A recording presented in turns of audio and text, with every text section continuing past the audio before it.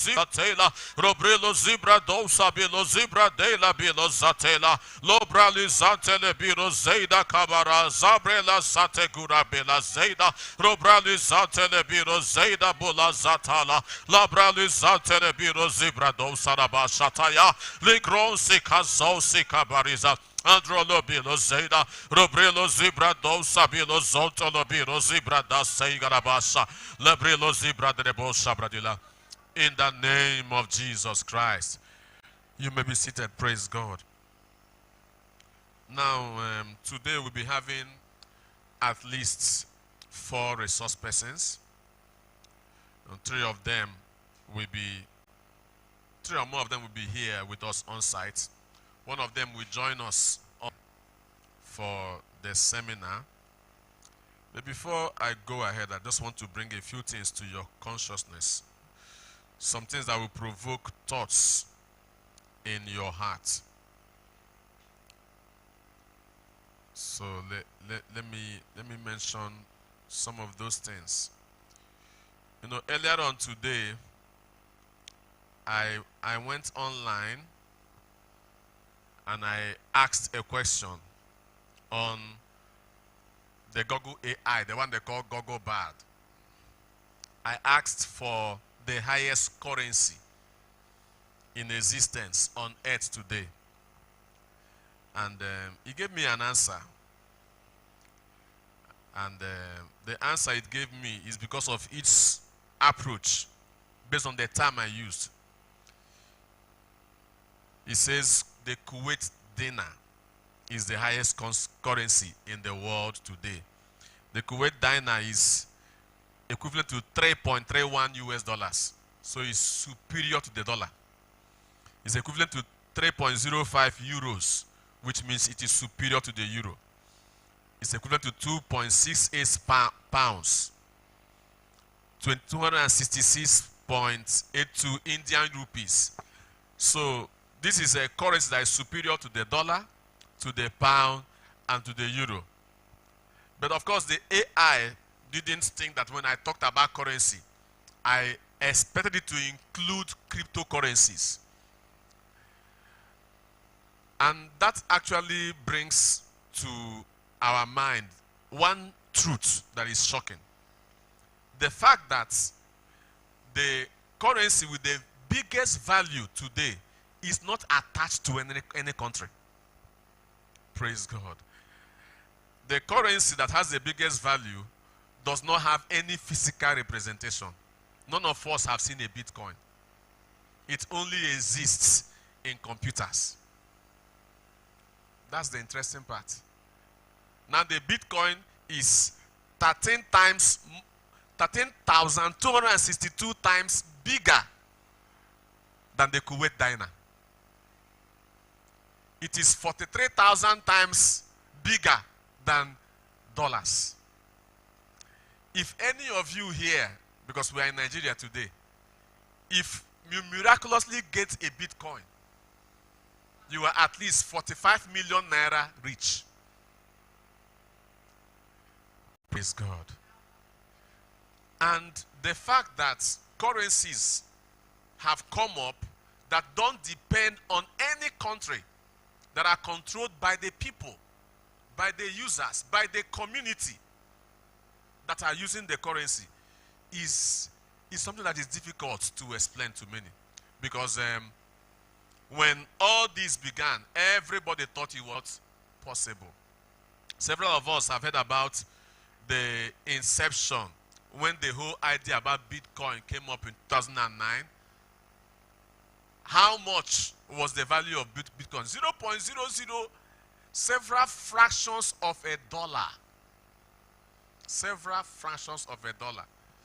But today it's worth about $43,900. Question is, those who created Bitcoin, how much did they pay? What did it come from? How is it possible that a crypto that was bought for fractions of the US dollar is now worth several hundreds?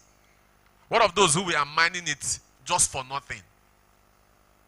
who became part of the ecosystem, mined it, and woke up one day and found out they had something.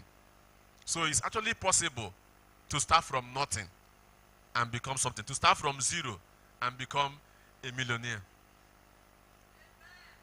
So these are the possibilities we are going to look at today and the opportunities that are available.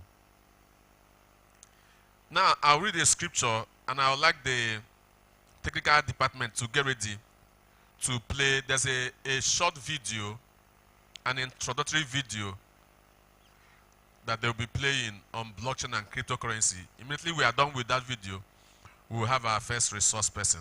I'll read from Daniel chapter 12.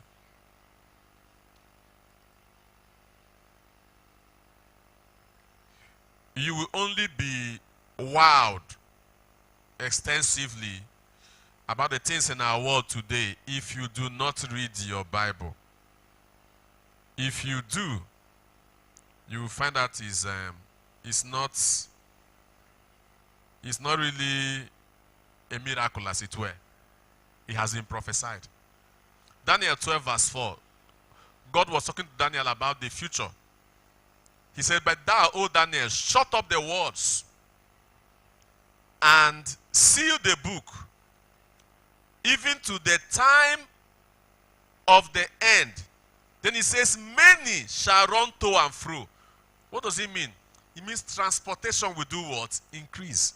Travel will do what? Increase. Why will travel increase? Because the speed of travel will increase. When Jesus was here, boats and ships had already been introduced, so people can travel through the rivers, waters, streams. But then cars came, the locomotive engine came, and then the speed train, the aircraft. I mean, by road, it takes less than an hour to travel from one end of this country, Nigeria, to another. I mean by air, sorry. Something that will take you several hours or even days. So he says, "Many shall run to and fro, and knowledge shall be increased." God is saying that in the latter days he will do what? Increase knowledge. I will give you this research work briefly. This is a documentation from some research about how knowledge has been increased through the years. He said that as at 1900, knowledge doubled every 100 years. But by the end of 1945, the rate was every 25 years. Now, presently, knowledge has been doubling every 30 months. And the speed has been increasing to the point that they said in a short while, we will be having knowledge double every 12 hours. The speed at which man discovers new things has been on the increase. And it didn't just happen. God told Daniel that that's the sign that we are coming close to the end of the age, that knowledge will be what? Increased. So, what do? We take advantage of these things. Praise God. Hallelujah. So, everything we are going to do now is how to learn to apply the knowledge God has given us. We are in a ministry that has her own cryptocurrency. And some of us have used SPs. So that's the application of knowledge. So I'd like us to get our minds ready, take in as much as we can, and the videos that will be online, whenever you want to go back to it, you can go back to it and listen over and over again.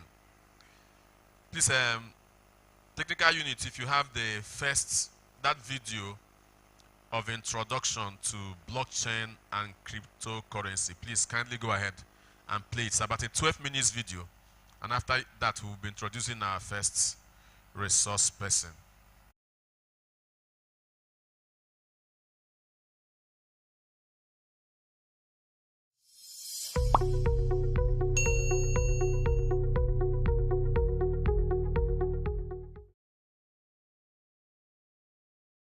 Ever wonder if there's an easier way to complete transactions without having to deal with online wallets, banks, and third-party applications? Well, it's possible thanks to blockchain. Here's everything you need to know about blockchain.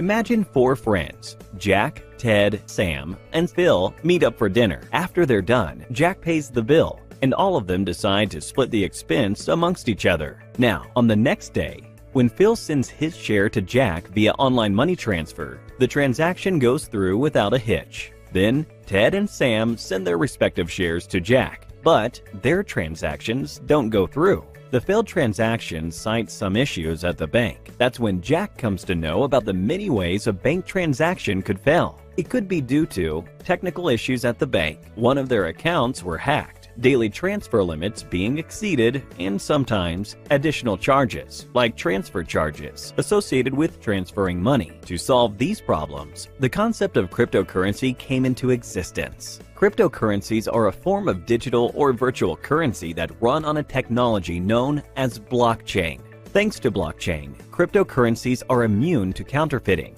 don't require a central authority, and are protected by strong and complex encryption algorithms. And in a market of more than thousands of cryptocurrencies like Litecoin, Ethereum, Zcash, and so on, one reigns supreme: Bitcoin. Now, let's go back to our previous example and have Phil, Ted, and Sam send Jack 2 Bitcoins each as their contribution to the previous night's dinner. Let's assume Phil, Ted, and Sam have 3 Bitcoins in reserve, while Jack has 5.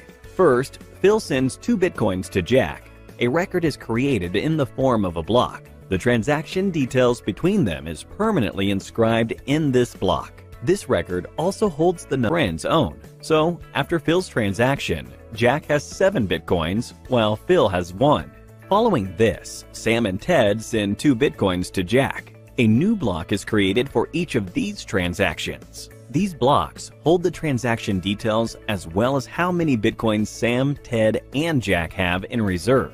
These blocks are linked to each other, as each of them takes reference from the previous one for the number of Bitcoins each friend owns. This chain of records, or blocks, is called a ledger, and this ledger is shared among all the friends, which acts as a public distributed ledger. This forms the basis of blockchain.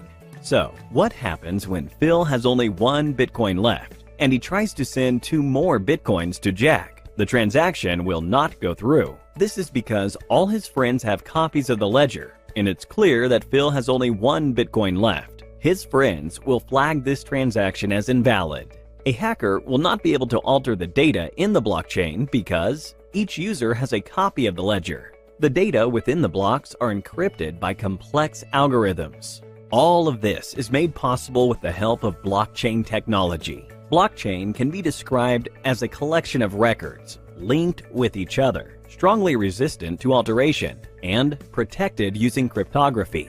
Now, let's have a closer look at the Bitcoin transaction between Jack and Phil and find out how it works. Every user in the Bitcoin network has 2 keys, a public key and a private key. The public key is an address that everyone in the network knows of, like an email address of a user. The private key is a unique address that only the user has knowledge of, something like a password. First, Phil passes the number of Bitcoins he wants to send to Jack, along with his and Jack's unique wallet address through a hashing algorithm. All of this is part of the transaction details. These details are encrypted using encryption algorithms and using Phil's unique private key. This is done to digitally sign the transaction and to indicate that the transactions came from Phil. This output is now transmitted across the world using Jack's public key. With this, the message or transaction can be decrypted only by Jack's private key, which only Jack has knowledge of. Different cryptocurrencies use different hashing algorithms. While Bitcoin uses the SHA-256 algorithm, Ethereum, which is also a famous cryptocurrency, uses one known as Ethash. This transaction and several other similar ones are taking place all around the world. These transactions are validated and then added block by block. The people who validate these blocks are called miners. For a block to be validated and added to a blockchain, miners need to solve a complex mathematical problem. The miner who solves this first adds the block to the blockchain and is rewarded with 12.5 bitcoins. The process of solving the complex mathematical problem is called proof of work, and the process of adding a block to the blockchain is called mining. With this, Phil and Jack's wallets are updated, just like every person in the network who has completed a transaction. Now that you know about blockchain and its important concepts, time for a small quiz. What is the concept of blockchain that ensures data cannot be altered by any of the users within the network? A. Public distributed ledger. B. Proof of work. C. Proof of stake. D. Hash encryption. Let us know what you think is the right answer in the comments below. Let's have a look at how Walmart uses blockchain to provide its customers with better service. Walmart was facing problems in delivering quality products to its customers. They were facing a high return rate and large amounts of refunds due to their products' bad quality. They were unable to determine the point of failure in the supply chain, which started from farm to storage to transportation to processing all the way to the customer. Then, Walmart adopted blockchain technology. With blockchain, the quality of the goods at each step was permanently inscribed within a block. For example, when a customer flags a product as damaged, it can be correctly identified where the product got damaged in the entire supply chain, thus helping Walmart to identify the problem areas and fixing them.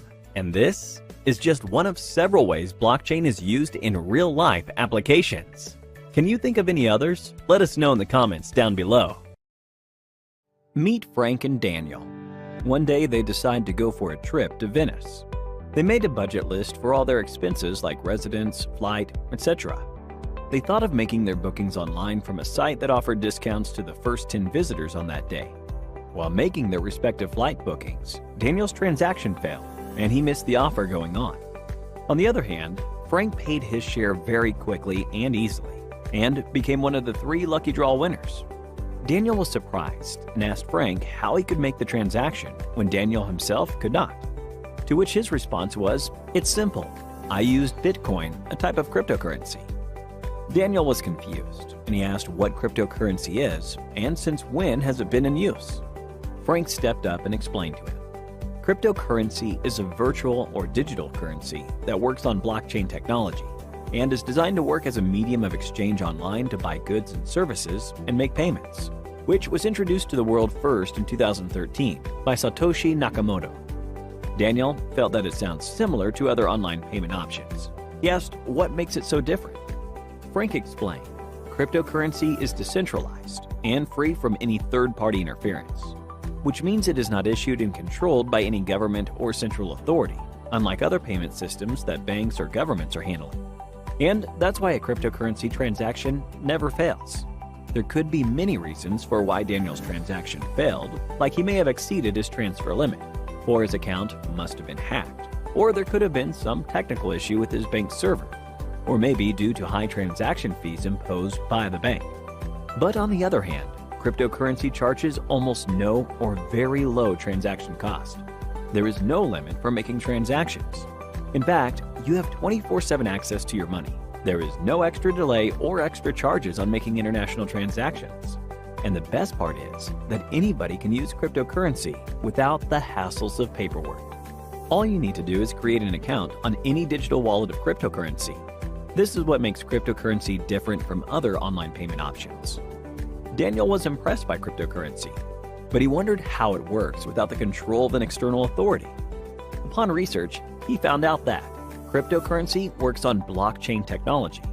Blockchain is a set of blocks that record information of transactions, like who made the transaction to whom, the amount of trade in the form of a digital ledger that is distributed across the entire network, meaning the data is replicated and stored on each node across the entire blockchain network, making it more secure and impossible to change, hack, or cheat the system.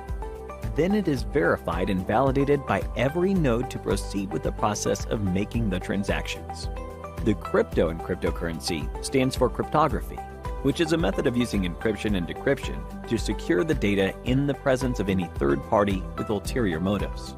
Now Daniel was completely aware of the whole technology and concept behind cryptocurrency, and was influenced by Frank to adopt cryptocurrency in his daily lifestyle too. He did that by booking his ticket, but sadly, no discount. Like Daniel, cryptocurrency has influenced and impacted an enormous number of people worldwide. Due to this increasing popularity, new companies like Meitu and PayPal are coming forward and investing in cryptocurrency every day. In 2018, Malta, an island located in the Mediterranean Sea, south of Italy, was titled Blockchain Island, as it led to the economic stability of the nation. Many fintech companies like Binance and OKX have already begun to take advantage of Malta's financial incentives and have moved their headquarters to the blockchain island. So, here is a question for you. Which hashing algorithm does cryptocurrency use? A. Script. B. Ethash. C. SHA-256. D. None of the above. Please give it a thought and drop your answers in the comments section below. Cryptocurrency is revolutionizing finance and banking around the world. Thanks to cryptocurrency, now anyone with an internet connection can trade, spend, and borrow money around the world, and nobody can stop them. People like Bill Gates, co-founder of Microsoft Corporation, and Elon Musk, CEO of Tesla, support cryptocurrency, as it is much better and secure than physical money and also holds a great future for the world's economy. And on the other hand, some people think of cryptocurrency as a bane to the world's economy, like Warren Buffett, CEO of Berkshire Hathaway, and Ajay Banga, CEO of Global MasterCard, feel that cryptocurrency is a platform of criminal activities and will destroy the world's economy. Well, one thing is clear, that this conflict is going to stay put for a little longer. We hope you enjoyed this video. If you did, a thumbs up would be really appreciated. Here's your reminder to subscribe to our channel and click on the bell icon for more on the latest technologies and trends. Thank you for watching, and stay tuned for more from Simplilearn.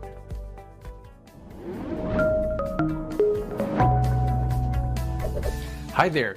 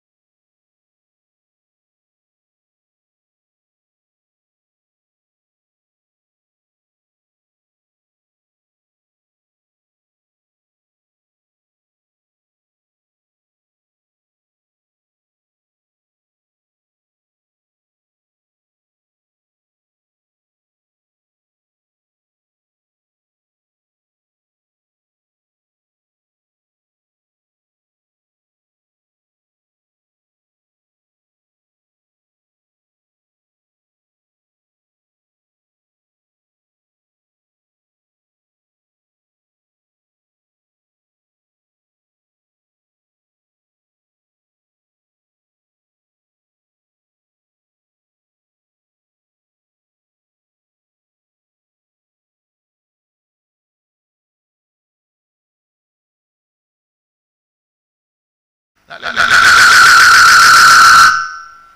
let me tell you. It's a very sweet story, right? Good. I want to tell you what a lack of knowledge will do to you. Why you should take this class seriously. From the $4,500 I made, I was able to withdraw 700. I'm like, let me just withdraw this one and keep. I am the kind of person that I think about the future a lot, so I like to let me hold this thing, because we're always around people, the prospect, hold it, 10 years time. There's this guy we always talk about in Blockchain Summit.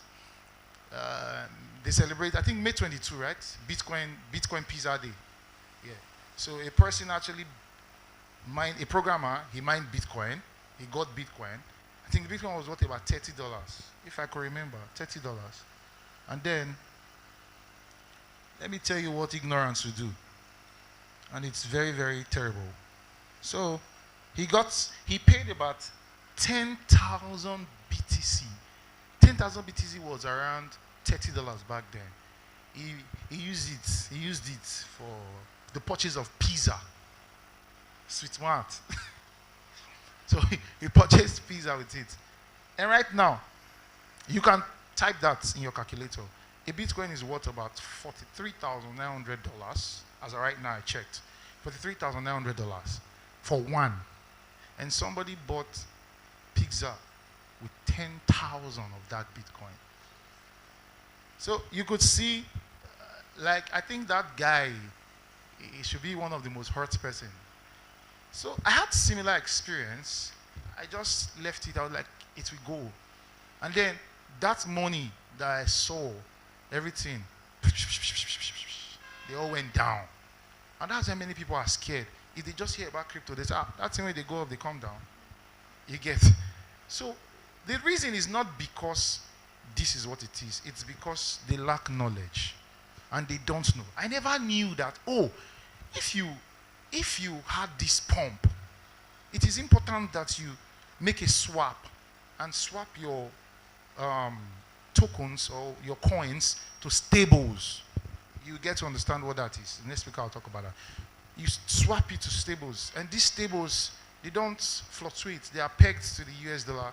It's just like that. Even if you leave it 20 years time, it's still the way it is. I never knew that was what I would have done. I just left my money there. I kept it in my wallet. I was like, man, in 5 years time, bro, if I check that wallet, I'll be living in, you get. So that's what ignorance did to me. And ever since then, I told myself that never again I was going to get the right knowledge. And I have paid for knowledge. I won't lie to you. So please, if you're a young person, you don't take this class for granted. Don't be among those kind of people that because it's free, you don't value stuff. Trust me, after today, your life is going to change. It's going to change, trust me. If you take it seriously, it will change. So I will be talking about Bitcoin. I think the video that Pastor played, actually, he did justice to everything. I was there and I told my bro, what do I want to say again? If you listen to that video, it actually did a whole lot of justice to what Bitcoin is. But I will just be touching some points from what we got from the video. Can you imagine, let's paint a picture. Imagine a world, thank God, many of us will have bank accounts. Yes, imagine a world where you could see where transactions are transparent and one particular body does not hold the record of a particular transaction, like the bank. I always talk about the bank. Sorry, I'm not anti-banking system, but I am anti-traditional finance system. I don't like the bank for some reasons. Though I studied banking and finance, but I don't like the bank. And the reason I will let you also know.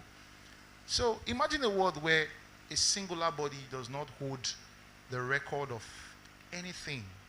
Let me give you an instance. If you work in a business sector, you have a ledger system where you record your transactions. And you are the sole person that has the record. you can alter the record at any time. You can do whatever with the record at any time. This is your ledger. You can say 2 million came in. You can do whatever you want to do. And you can present the record to people and like, this is what it is. They'll believe you because it's your record, right? But what if that record you owe, that same record, as you're entering the record, Mrs. Grace bought 20 rubbers of rice for 200 naira on the 10th of October 2023 at about 10 a.m. Full details, timestamp, every information, full details. Sorry. That record, immediately you finish entering, he gets a copy. He gets a copy, he gets a copy, he gets a copy, and everybody here gets a copy. Immediately you enter the record. Now, do you think if you alter your record, you know there's already discrepancies? So there will be a problem generally. And then, obviously, whoever wants to use the record, whether a financial body or whatsoever, they know that if we have 10 persons with similar record, and we just have 2 persons who's having different record, we know that these 10 persons have the correct record, and probably you two altered your record, because we have much of these people. Good. Transparency. This is just what blockchain is. So the blockchain technology, it's a technology that record transactions. These transactions are not just financial transactions. Don't get it wrong. Any form of transactions. The technology has so improved that even up to medical feeds are really they are adopting blockchain right now. Up to the point that even people, big people who are wealthy and they have estates and a whole lot, they write their will and they mint it on the blockchain. Doing that alone, it cannot be altered. If any information is minted on the blockchain, means probably you put it in the blockchain. So the process is minting it. If that transaction is there, 100 years to come, the A is still the A there. The B is still the B. You can never alter transactions there. Because why?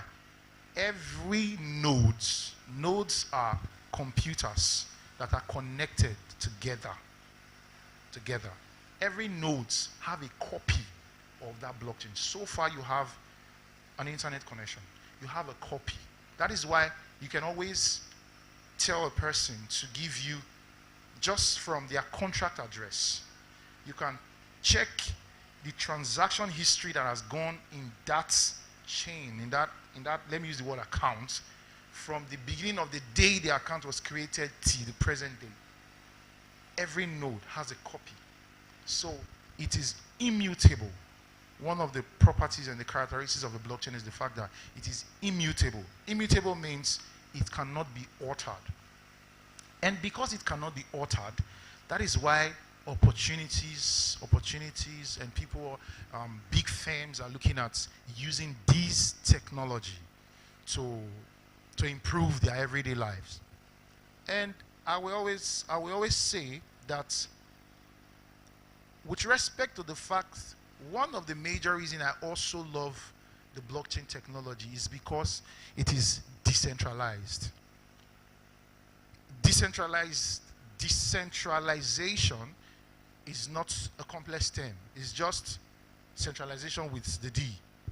Now, centralization is if a person or a body having the sole information, having the total information, like he's the one in charge, he's the one sitting at the helms of information, or he controls whatever information comes. Like I told you about your ledger system. You are the owner of the ledger. You can remove and add and remove and add. So this is what the blockchain does. The blockchain takes away the power from you and shares it around to everybody. That is every computer is connected. It shares it around to all of them. So far you are connected, you can always see that information. So immediately anything happens on the blockchain, everybody who has access to the internet can see the transaction there. If I send you money through the blockchain, I cannot tell you that, I've sent you the money, but you'll be like, I've not seen it. It's simple. Send me your address. I send it to you. I take you to the Blockchain Explorer. It's where you check. Explorer means to explore, to see. You put the address there. You will see if the money is still in the person's account, or the money is on the way, or the money is in your account. There is trust, there is transparency, and there is decentralization.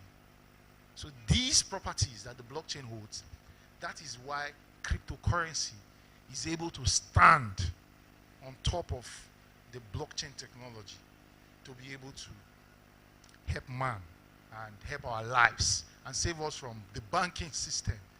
The reason why I always talk about the banking system, let me digress a little, is because the central bank has the central authority. You can wake up one morning down and the bank will tell you your account is closed. Tell you report to the bank. Yes. You don't know. You can wake up one morning and they'll tell you, we charged 15 naira from your account. What did I do? I gave you my money. The system the bank operates is so selfish and is wicked. Sorry if I'm using that word. Like, you literally give the bank your money. The bank has no money. While we were in school, where they were teaching us, as a banking and finance student, my lecturer always tell me, the bank has no money. You are there. The bank comes to you. Hey, Mama Nkechi, how is business? Say, fine. How you doing? Good. This money that you have, isn't it important that you come and save it with us? Robbers, thieves, they can attack you and collect your money from you. It's true. This time there's even December. I think I should save this money. And then you take your money to the bank. Remember, they did not come to you with money. They just told you why you should keep your money with them. And then you keep your money with the bank. The bank proceeds. I always laugh when I talk about the bank. The bank takes your money. And one big man comes. Manager, I need urgent 200K. There is this deal I want to do. I need this money so fast. How can I get it? And the manager will be like, okay. You are not aware. Mama Nkechi deposited 200K. So, big man, what will you give me in return if I give you this money? Big man, percentage interest. Okay, you pay 30% for borrowing. Big man, there's no problem. Obviously, he's making more than that in his profit. So he borrows the money to the bank. And the bank borrows him the money. And he drops a collateral, probably a car or a house or something, documents, to show that he will come back and pay up. And the banks makes 20%, let's say 20% of the 200,000, which is about 20,000 naira. Remember, they did not have any money. It's Mama Nkechi's 200,000. The bank makes 20%, 200,000 naira, 20,000. And then Big Man returns the money. Thank you very much. And they deduct the big man pays 220,000. The bank takes the 20,000. And the bank meets Mama Nkechi. Mama Nkechi, we have been holding your money for a month. You know, card maintenance, your stamp duty, this, that. They deduct money from Mama Nkechi's 200,000 that they came to tell Mama Nkechi to keep. And then Mama Nkechi is left with, let's say, 198,000. They deduct 2,000. At the end of the financial year or the end of the month, the bank makes 22,000 from no money. You do transaction. Mama Nkechi wants to send money to his child, they deduct money. Mama Nkechi receive money, they deduct money. What kind of system is that? Traditional finance is really here. And most people are really, they've had enough, but they don't know the way out. That is where blockchain actually came. And that is why blockchain is here, to help you. Because with blockchain, you are your own bank. If you want to send your child's money, You don't need the service of a bank. All you just need is, my son, what's your contract address? Your son sends you the contract address. Enter it. 2 Ethereum, 1 Ethereum, or what have you. Your son sends it. And then, your son looks for a vendor.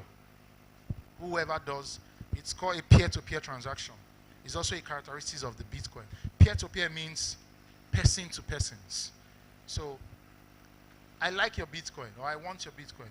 What is it valued at? It's valued at 49,100. Okay, you take fiat, that is local currency, and then you give me your Bitcoin. That's a peer-to-peer transaction. There is no bank involved here. It's just you, the person, Mama Nkechi, and the contract address. So these are the opportunities that the Bitcoin poses, and that we as individuals should begin to look into that aspect. Even if you are a business person, you should begin to consider accepting crypto for your businesses. Okay? Try and look deeply into that. I may not have all the time, but let me not digress. So, with respect to blockchain, like I said, it's a peer-to-peer, it's a decentralized system where no financial body actually holds the central record of the transaction, but is evenly distributed to every person who is connected to the block, probably the nodes of computers. And here is how it works. I think the video actually explained a lot with respect to how blockchain works. Each block contains information. Each block signifies a transaction that is done on the blockchain. That is why it's called block and chain. So it is a block that is chained together. Are you getting me? So each block signifies a transaction, and each block contains information. So each block contains the time of the transaction, the name of the sender, the receiver, and probably the probably network that the transaction was made through. You get? So that's with respect to that. And like we also saw, it uses a security method called cryptography. Yes, the cryptography, it's actually a developer terminology. You will understand it. It's just, how will I put it? How is the simplest way to explain that? It's like for every transaction, there is a new digit that is regenerated. Many of you use there's this stuff used in bank that is like a key. Token, God bless you, sir. Token, yeah. So that whenever you want to make a transaction, you get a pin, and you get new ones that are generated. So it's something of that nature. And I want to really quickly jump to what it's worth today. And there is so many opportunities. I think this is the part I really like talking about. The opportunities in blockchain, cryptocurrency and its opportunities. Cryptocurrency, many people only know about buying and selling. I buy Bitcoin, $10,000, and then Bitcoin moves to $50,000. I take my profits and I'm done. If you are a designer, you are a graphic designer, you are a content creator, you are a marketer, you are a UI UX designer, a user interface and user experience designer. If you are, what have you? If you are a script writer or you're a storyteller, there's so much opportunities for you in crypto. Trust me, it's amazing. One of the opportunities I will start with in cryptocurrency is airdrops. Just 2 days ago, people, I was really sad because I missed that opportunity. Information. 2 days ago, Some persons made close to about $11,000 and above. Free money from airdrop. Airdrop is a part in crypto that if a crypto project can be likened to a crypto company or that wants to get onboarded, like in a blockchain. If a crypto project wants to go out there, like they are new and they want to make themselves known, airdrop is a way, is a marketing strategy they use in making themselves known to the general public.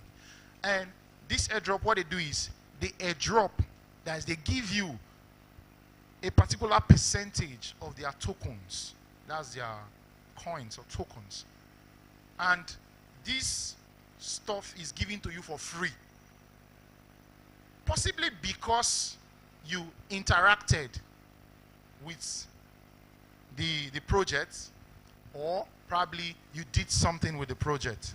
So now, the two major type of airdrops, follow me, the two major type of airdrops that we have with respect to this airdrop is, we have the radioactive airdrops and we have the interactive airdrops.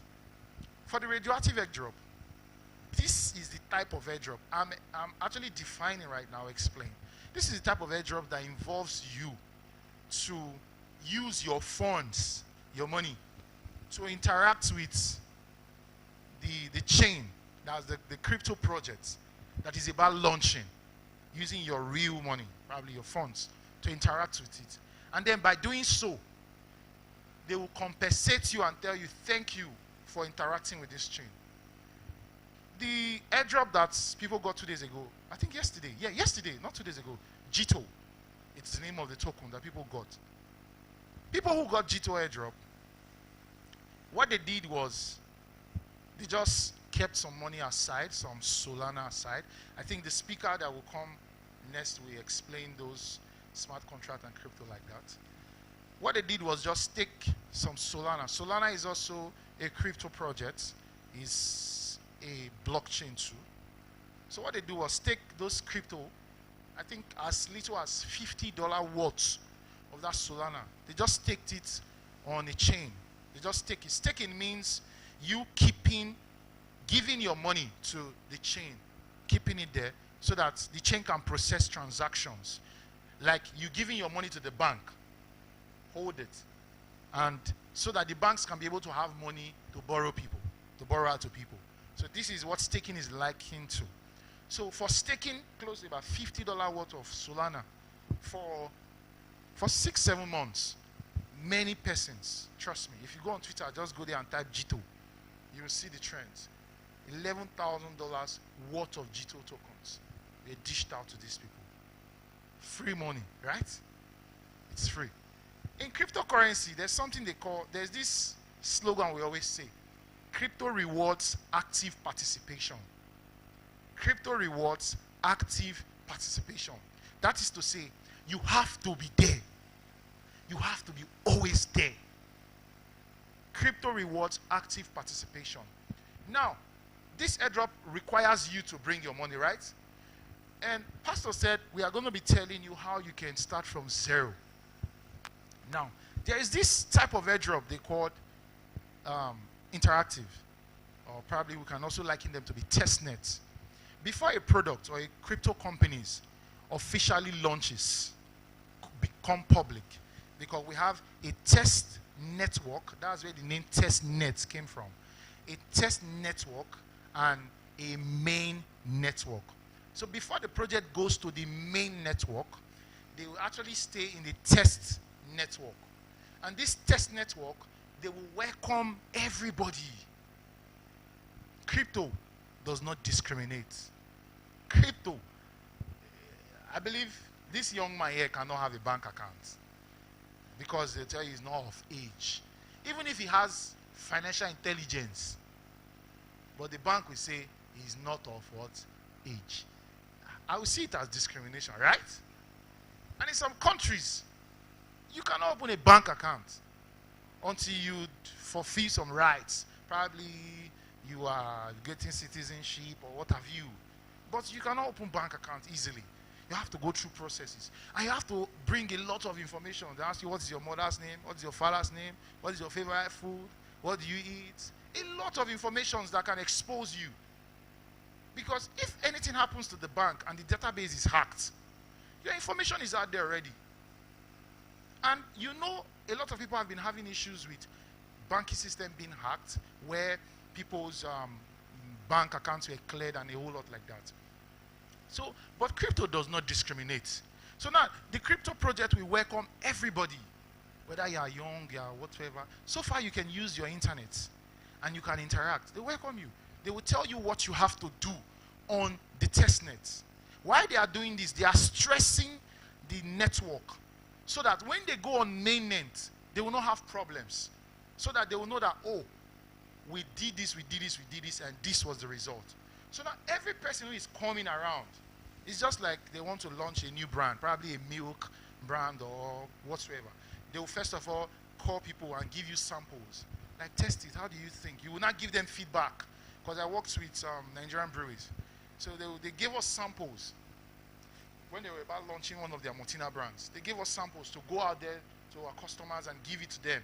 And let's get feedback. And we recorded our feedback. So this is what these projects do. They welcome you. And they'll tell you, come. You test it. They'll just tell you what you have to do. Exercises you just have to perform. And they don't charge you. It's free. They have test tokens that you use to test this network. From 0 to a millionaire. Now, after you finish testing this network, the project wants to go live on mainnet. And then, thank you for testing our network. They give you airdrops. They give you their tokens on the mainnet that amounts to a whole lot of money. I have been opportune to taste a little from airdrop because I tested a little because I was not serious. I was not there. But my friends who were there, trust me, they made money. This year, there was this airdrop that came, I think was it not Arbitrum? It was a project that came around, Arbitrum. Just as easy as people interacting on their Discord servers. Discord is a social media platform where these projects are built. They use that because it's more secured compared to compared to WhatsApp and most time Telegram. But Discord is really organized for crypto projects. You learn to use all that later. Just as interacting means just chatting on a Discord server. Many persons got close to 1 million plus. I'm telling you for free. Just as interacting, like the normal things you do with your friends on WhatsApp, you are there on Discord, on their server. You are interacting. You're even asking questions. Okay, what's this project about? What do people hope to bring? You're asking and they're answering you just as you're interacting. People got close to 1 million naira and above. And it's still happening till now. I can tell you for free, it's still happening. People got allocation for Sui airdrop just because this one they did not interact. They were in the server. That's the group. Let me use the word group. But in Discord, it's called server. They were in the server for a particular period of time where the project was launched. They were in the server just for that. They got allocation where they had to buy the project, the token for $50, and it pumps to $2,500 and above. Yes. This is just airdrops. You did not come with any money, you remember, right? This is just you interacting, doing your normal activities you do there. I will tell you for free, crypto has money. Oh. There's money in crypto, I won't lie to you. I've not been serious. I'm even talking to you like this. Okay, I've not been even serious with what I do. You get my point? But the little I have paid attention to, trust me, there is money there. And I would also like to call your attention to ambassadorial programs in this cryptocurrency. You can see I'm wearing a particular brand. Yes, Injective. Yeah, Injective is a blockchain. And it's a layer 1 blockchain. And what they do is the same thing as Ethereum, but they are faster than Ethereum. I want to give you the opportunities that are in this place. I got the opportunity to be the ambassador just because I created contents. Creating content in the sense that I talked about them on my social media page, on my Twitter page, on my Facebook page, my LinkedIn and Binance feed page. And then I made some designs, what have you, and created some stuff for them. And I got the role of an ambassador. This role of an ambassador, it's not free. They are paying me. I do this stuff, and at the end of the month, they pay me for being an ambassador for them. And there are so much projects like that that are also looking for people to talk about them, to whether communities online or communities offline. So there's so much of this project that you can really open your mind and then see these opportunities and delve into it. Because of my time, I'm just trying to wrap up. But I am actually raising a group of people in this city. One of my major goals in this town, I was supposed to leave Owerri by this December. I told Pastor. But for some funny reasons, the Spirit of God was prompting me to stay back. One of my major goals in this town is, when people hear of Owerri, it shouldn't be about the regular things we hear about them. There should be this tech and blockchain, crypto part about Owerri. And so, in this journey, I'm looking at raising soldiers that we're going to be working together, irrespective of your age, whether you're a teenager. So far, you have a smartphone and data. I have a PC, but trust me, I barely open it. Everything I work, everything. In fact, I just got this phone. The money I use in getting it is the other phone that brought the money. Everything. All you just need is your phone, your data, and then you are cool. You get me? So I will still be around. I will, in case you're interested with respect to joining the community, I will be around. And if you have any other question with respect to what I just talked about, I will gladly answer your question anytime. Thank you so very much, Pastor.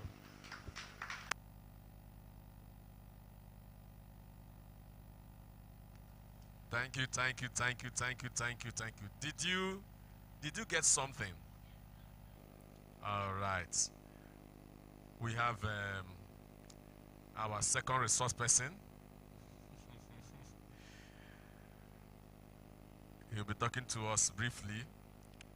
So, we started a little bit late, so we're trying to catch up with time. But I believe that the information coming to you is relevant to you, right? And we will be forming our own community so that every one of us who has interest in this area, you can always communicate with the resource persons and be informed. Like he said, you have to be there. If you are not there, you will not know the opportunities that will be available. So I'll be introducing next David Njiribako. He's a passionate blockchain and cryptocurrency enthusiast who has immersed himself in the dynamic space since 2019. I happen to know about his recent project, Truth Marketplace, that he's working on, an online marketplace that is pushing towards having his own cryptocurrency. So he'll be talking to us about smart contracts and tokenization of assets. So I'd like to welcome David Njiribako. You're welcome. Praise the Lord. Thank you, Pastor Sir. You're welcome. It's really an honor to be here. I've never had a talk show before. I've never spoken in front of anyone before. So this is really an opportunity. My colleague has actually said practically everything, and the video did justice to how blockchain and cryptocurrencies work in general. Now, smart contracts are actually part of the whole blockchain ecosystem. They are the root to how the blockchain system actually works. So without smart contracts, you are practically not doing anything. You know, they praise the Lord. Okay, they say a lot. Now, you know, normally we have contracts which people actually execute, whereby there's a middleman who comes in to mitigate how the contract actually works. Now, without a middleman, which is in general sense, it could be a lawyer, it could be an organization that handles the contract for you.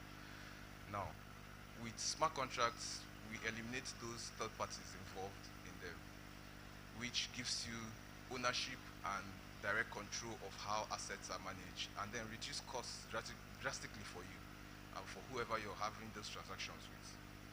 Now, smart contracts help in doing all this for you, whereby tokenization of assets involve the physical and financial assets. This actually helps you convert physical assets to digital representation of those assets, be it NFT, be it your clothes or your trend line or whatever you might be inclined into your business. Now you can tokenize it and you can actually help to onboard more investors or people who are actually interested in working with you. Now this helps keep everything out of, how do you call it, anyone tampering with your transaction. How he's explained that banks actually meddle with your money you give them. Bank has no money, they use your money to run and exist. Now this tokenization of assets and tokenization of tokens, smart contracts and everything, this helps make your business your own. You do everything and you handle how your platform works. So I had a whole presentation for this. You guys should please excuse me as I go through certain things. Now, smart contracts play a crucial role in the tokenization of assets. When assets are tokenized, they are represented as digital tokens on a blockchain. Smart contracts are then used to govern the rules and conditions associated with these tokens. Smart contracts are a set of instructions given to the machine to carry out those transactions for you. Now, if you have tokenized an asset and per se you want a lot of people to know about what your business does or what you do as a person or which other projects you're working with, how they operate. Now, tokenizing it or using a smart contract to deploy those codes will help your business or the referral program you have in existence to work properly. So these smart contracts enable the automation and secure execution of rules related to tokenization or tokenized assets on a blockchain, ensuring the integrity and reliability of your tokenized assets ecosystem. Now, in the real-world application of smart contracts and tokenization of assets are diverse and extend across various industries. Now, these industries you carry from real estate to financial, to the finance and investments, supply chain management, arts and collectibles, intellectual properties, and cross-border payments. Now, when it comes to cross-border payments, like how he said in the banking system, now as a Nigerian, you can't easily send money from Nigeria to any other country in the world. No matter whoever you want to send it to, be it your father, your mother, the processes are intense. Now, with blockchain, all these intermediaries or all these processes are eliminated, making transactions easy and smooth for you. all you just need to do is give the smart contract those instructions on what you want to do, and it's easily, you can transfer the assets from one country to another without anybody affecting how those transactions actually work. Now, in the real estate industry, tokenization of real estate allows for fractional ownership of properties. Smart contracts automate processes like rent distribution, property transfer, and revenue sharing among investors. You know that when you want to rent an apartment or you want to buy a house, there are documents that are involved for that transaction to go through. And for that document to come to you, or for you to sign those, you need a lawyer present. And those papers, so to say, for those contracts are physical. Now, imagine having a digital representation of those contracts or that agreement forever. So you sign an agreement and you store it on the blockchain. Whenever you come back, be it in 5 years, be it in 100 years, it is still on the blockchain. So far as everyone is still interconnected in those nodes on the blockchain platform you deployed that contract on. So it's really cuts out all the lawyers and all those documentation fees, and even the human bits. You keep paper, and there might be rodents or things that can come up one day, maybe after 50 years or thereabouts. Those contracts are gone if anything gets to attack that paper. Now, with a digital representation of that contract is there forever. You come back, your contract is there. All you just need to do is, maybe someone comes to buy that property from you. All you just need to do is to transfer from your wallet to the buyer's wallet, and the contract has been executed. Easy, stress-free, between two of you. You don't need a third party to come in to tell you that consultancy fee, give me this for me to help you guys run that whole errand. No. So far as your documents are ready and well prepared, you can have a digital representation of it, and that contract goes through. Now, in the finance and investment, for finance and investments, tokenizing financial instruments such as stocks, bonds, or commodities make it easier for investors to buy and sell fractional shares. Smart contracts automate dividend payments, voting rights, and other financial transactions. Supply chain management. Tokenizing assets in supply chain like goods or inventory can enhance transparency and traceability. Smart contracts automate agreements between parties, triggering actions between the predefined conditions like delivery or quantity check. Now, in the video which played earlier, you saw how it showed how Walmart introduced the blockchain system into their whole transaction process. Now, having that security for your blockchain makes a lot of things easy for you. You don't really. Someone will say that technology eliminates or sacks people from work, but it actually does not. In a way, it makes work easier for you. It makes that whole chain of command easy and stress-free. Makes it all easy and stress-free for all transactions to go through smoothly. Now, imagine going to Walmart and placing and saying you want to buy something, and you get to buy it, and it's recorded on the blockchain. Now, that receipt is printed out to you. Now, on the normal traditional platform, when you buy from Walmart, and you see that your transaction is not on their system anymore. But because it's recorded on the blockchain, because they've introduced the blockchain system into their platform, now, whenever you come back and you say you have an issue and they ask you for your receipt, they just need your receipt number and they pull up your transaction for you, making that whole system of storage and security, and no one can actually tamper-proof. That's the word for it. It's tamper-proof. You can't actually meddle on any transaction that goes on the platform. So that makes whole shipping and transaction process easy for all parties involved. Now, in terms, it's becoming a trend. Now, as an artist, you make pictures, portraits, and you want to sell them. You have to come out, or you have to make it easy. Now, you deploy that NFT using the non-fungible token. You deploy that, your artwork, on the blockchain. Now, it gives you a wider range of people to buy your artwork, or be it anything. You have a digital representation of it. Now you can buy that NFT and keep and store on your wallet. And one thing with blockchain technology, that nothing stays cheap forever, so to say. You give your assets, that's using the platform like OpenSea or Rarible.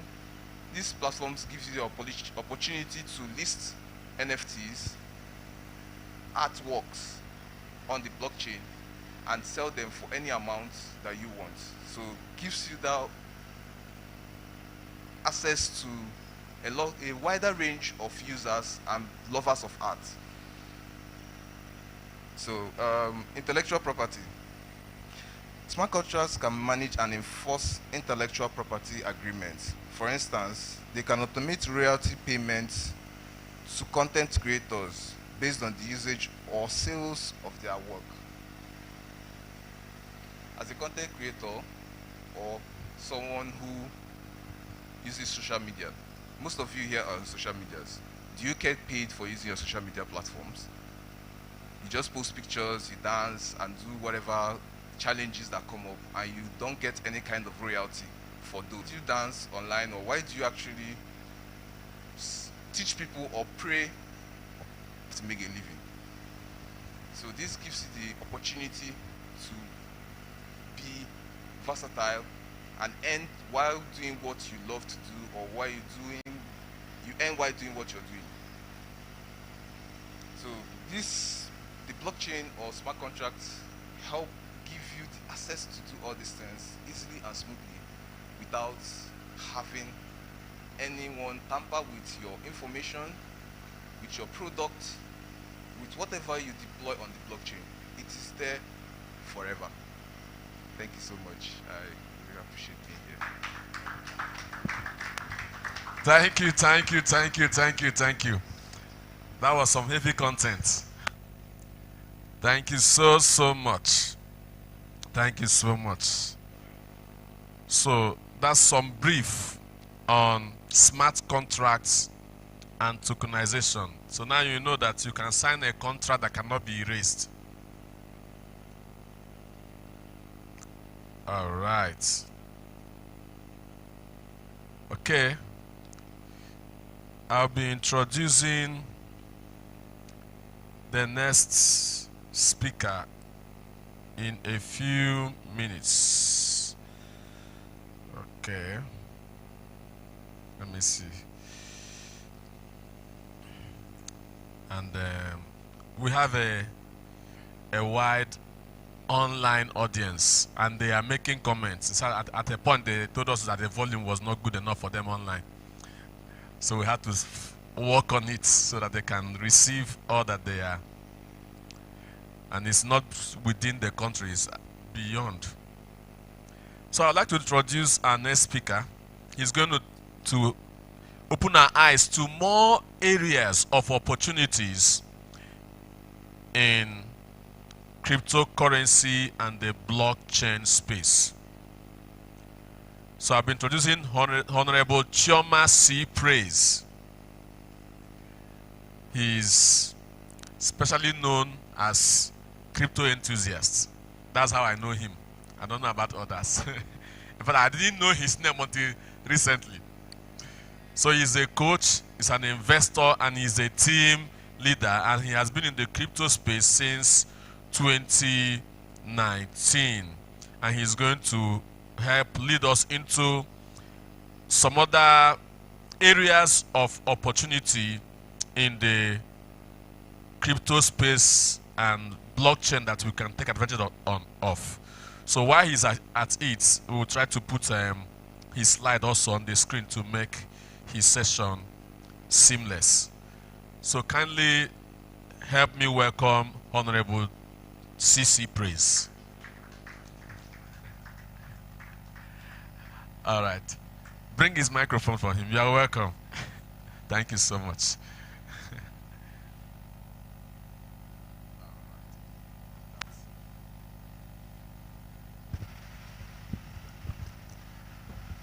Wow. Wow, wow, wow, wow, wow. Happy good evening, everyone. You know, I'm so elated to be here. I'm so glad I'm here. And I know all things work together for good. You know, we are so privileged to be in this ministry. And so that's why my reserved gratitude goes to Pastor, of course, Pastor Chris, and down to Group Pastor here, Pastor Emmanuel Osaka. I was so like, ha, Pastor Emma, I'm talking with Pastor Emma. As in Pastor Emma is talking to me, Pastor Emma is asking me one or two things. I'm like, God, that's all because of blockchain, cryptocurrencies, and all that. Anything I post, if all of a sudden I began to see Pastor Emma view my status. I said, how did this happen? So from there, he began to see my post, and that's how we got talking. And I'm so grateful to God for that privilege. I do not take it for granted, sir. Of course, my being in the crypto space began in 2019. And I'm grateful to my man of God, pastor, my church pastor, Pastor Dr. Achiever. How I started making money even before I started learning crypto. Because I didn't get the opportunity to get these sections as you are, which this section is the best way to start. And in the crypto space, you learn as you earn, or you earn as you learn. That's the best way. Okay, you can't begin to know everything at once to start making money. You can start making money right there you are. That's the sweetness of this space. You can make money right there you are. Information is what? Money. The right application of information is money. So I started in 2019 making money even before I got to know much about crypto, much about blockchain. Of course, with the smart contract, we've heard about the smart contract. Quickly, the smart contract is just a computer program that enables you to transact without a third party. Okay, you enter a contract, you enter a deal with somebody, and instead of you calling the bank, instead of you calling the police, instead of you calling a third party to like a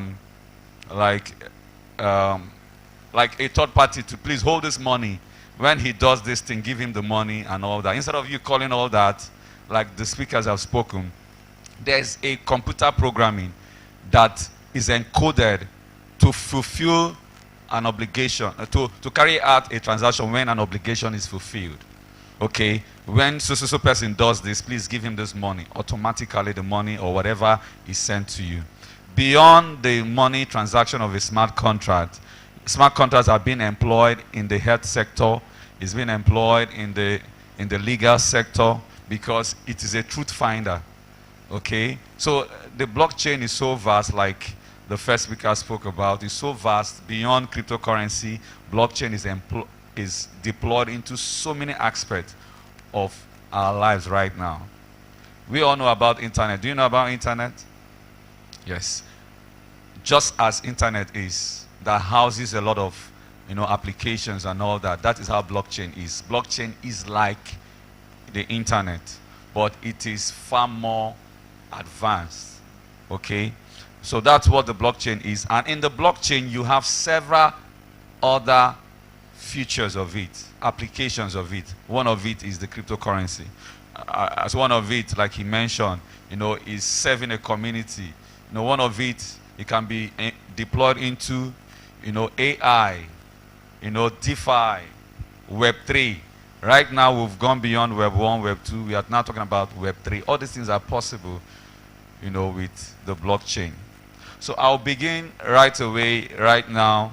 Simple terms, simply put, we are here to talk about money.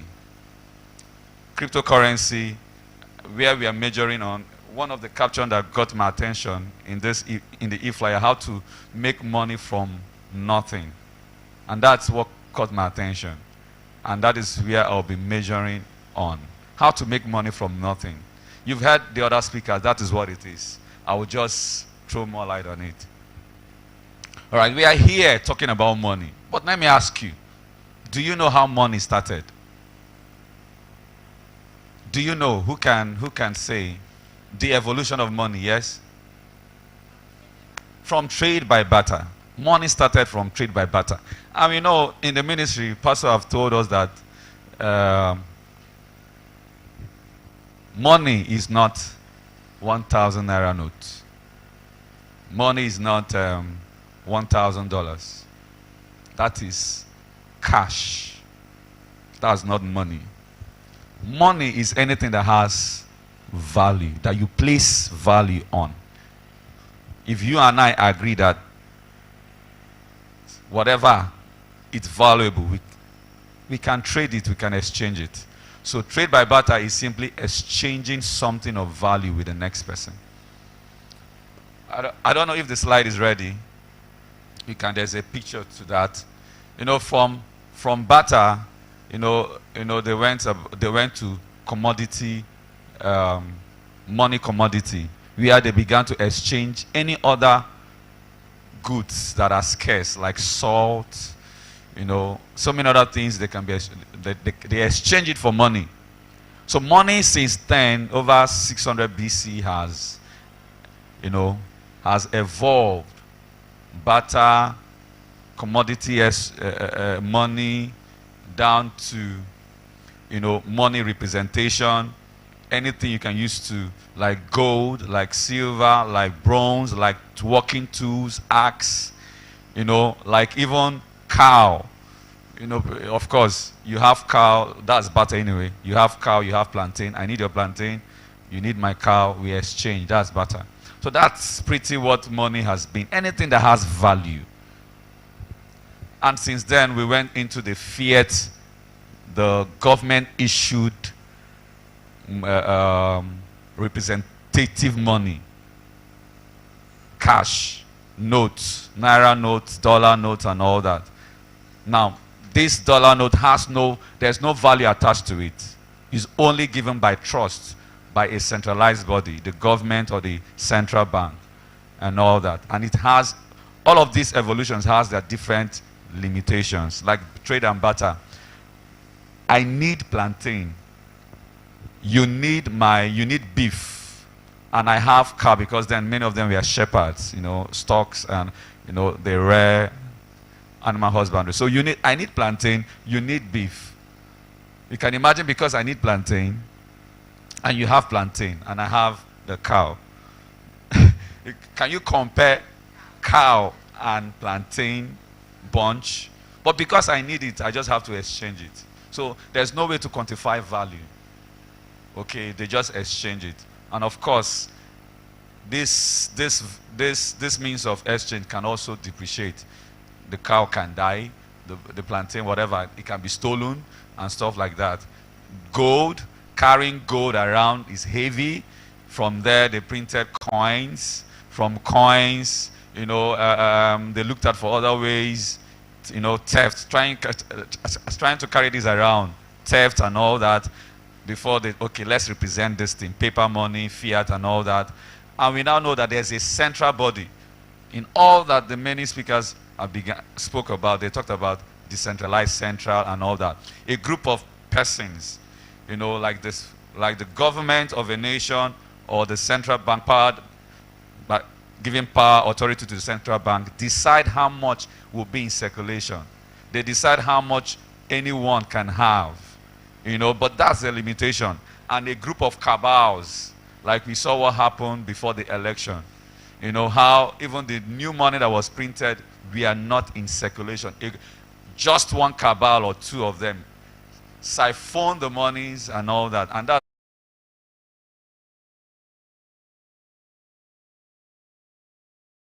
and they went into the slide is ready.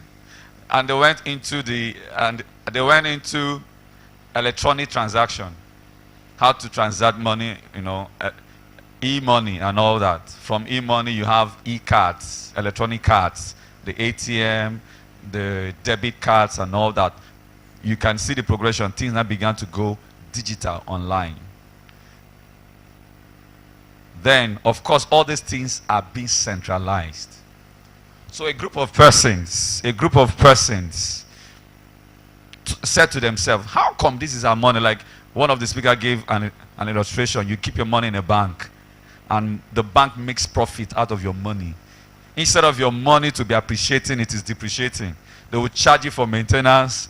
They will charge you for transfer, transaction charge, and all that. Instead of your money to increase, it's depreciating. You go to the bank today to get your money, you're queuing on a long queue, your own money. You go and they'll tell you system failure, network down, or all those things just because they've used your money, they've borrowed your money out, and they're making money from it. Okay, so this system was flawed. So a group of persons came up, they saw a need and said, they came up, let us be in charge of our money. Let us be in charge of this and all that. And that's how cryptocurrency came about. Of course, with the help of blockchain. And we heard the story of a pseudonym as Nakamoto and all that, Satoshi Nakamoto and his or whatever. It could be a group of persons, it could be one person. They all came together and began to write codes in the blockchain and deployed it. And that's how cryptocurrency, so money has evolved from trade by barter and all that to cryptocurrency right now. So where we are right now is in the era of digital assets, cryptocurrency. Okay? And I tell you the truth, cryptocurrency has come to stay for the now. No government, no institution can stop the movement of cryptocurrency. And that is why, especially in the ministry is already taking a position. The ministry is already taking a position, and that is why you are hearing about the XPs. In the just concluded IPPC, pastor, had to, every transaction in the base, in the camp was in XPs. What was the idea? What was the strategy that was used? Simply, what is money? Money is what you and I agree. SPs is not entirely crypto. It's not entirely crypto. It is a new technology which will be unveiled in time. Pastor said it. So we are waiting for the description of SPs. But money in the basis is what you and I agree. So XPs came in, and money has no value when people are not using it, when there's no mass adoption.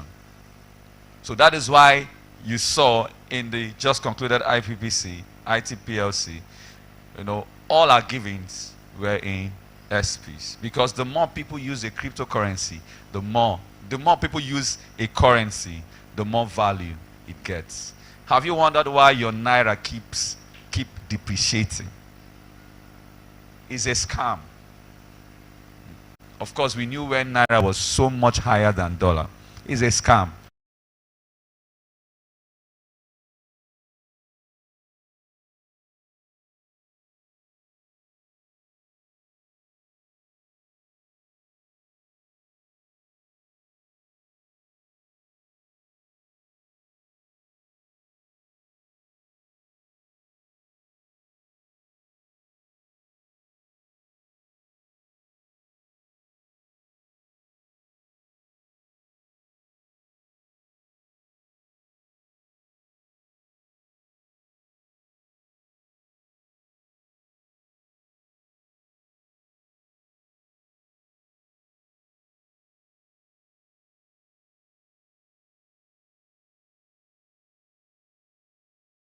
adoption, the mass use of a currency increases the value.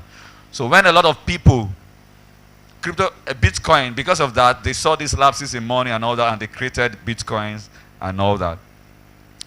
Bitcoin at first was just an idea to bring out a digital money, not a store in value. But when it came out, one of the advantages, one of the things that made it spread around was its transparency. It was transparent. You heard them talk about blocks. You heard them talk about it's immutable. So it is there. You cannot alter. You cannot change it. Of course, it is secured. You can keep your money in the bank and that bank will catch fire. Your money is gone. That bank can go bankrupt. Your money is gone. So that bank can be, there could be theft. Your money is gone. There's no security. Inflation, of course, is prevalent to fiat because of some games and all that. But it's not that so with crypto. Of course, there are evolutions of crypto. Bitcoin was the first. And compared to other cryptocurrencies now, there are higher technology used to make them. So Bitcoin came, and because of its transparency, that decentralized nature, let me control my money. That is the idea. Let me be in charge of my money. How can a government or a people begin to look at how much? Okay, thank you. Thank you, sir. So you can see the pictorial diagram. It explains it, okay? All right, from barter to gold to, of course, there are in-betweens. Metal coins, paper money, plastic cards, electronic money, and now cryptocurrency. As much as the almighty American government is trying to fight cryptocurrency, Bitcoin, they have ended up adopting it. Very soon they'll be adopting the ETF and all that. So Bitcoin has cryptocurrency, and the reason why we talk about Bitcoin because it's the first, and it's the mother of cryptocurrency. So every now and then, you see people talk about Bitcoin. And so like I was earlier on saying, because of the security is in the blockchain, now, if you keep your money in the bank, it is only stored in that bank. Okay? Anything can happen to it. And if anything happens to it, you've gone, you've lost. But not so with crypto. It is stored, the information, the ledger, the record of transaction is stored in several computers called nodes. Okay? So you can have 1,000 computers, you can have 1,000,000 computers, you can have scattered several places, connected. You know, that's the blockchain. Computers that are chained. So this information is stored here, is stored here, is stored there, like the video that was played initially. Stored here, stored there. So if you attack this system has the record. If you attack this system has the record. You cannot successfully attack the whole system at once. Security. Then it is open for everyone to see. Transparency. And it is decentralized. I control my money. Okay, I decide when to use my money for any transaction. So these features made, Bitcoin to be widely accepted. And as people began to use it, its value began to increase. And then people now, smart, anything that is profitable, people want to die there. People start storing Bitcoin. So Bitcoin now became a store of value. From there, the price, the value went high and all that. Okay. So with all these things I have said, we are here to make money. Say, I'm here to make money. How can I make money with crypto? That is the end game. Many of you will get bored, or rather some of you may be bored with all the terminologies and all that. But frankly speaking, like I said, you can make money from crypto right now. In all that they have said, this is just a little write-up on it. All right? The first way you can take advantage of cryptocurrency, one of the ways you can take advantage of cryptocurrency, blockchain technology, is when you hold a coin. like I just said, when you hold Bitcoin. Hold a coin. Now, that's not a typographical error. That is how it is spelled in the blockchain space. But it is as it means what it sounds. Hold. So you hold. You buy a coin. The best and simplest way to making it in crypto. This is when you buy and store coins or token in your wallet for a period of time, expecting it to appreciate in value. Like if you had bought some crypto in January. If you had bought some crypto in January, right now you would have been in millions. If you bought crypto in January this year alone. Not to talk about years ago. I'm not just talking about Bitcoin. I'm talking about any crypto since January. You would have been in millions, if not a billionaire by now.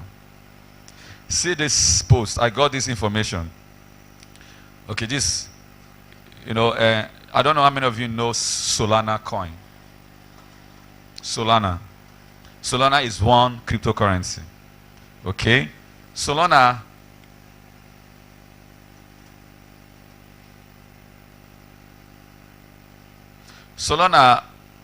yesterday was valued at $73.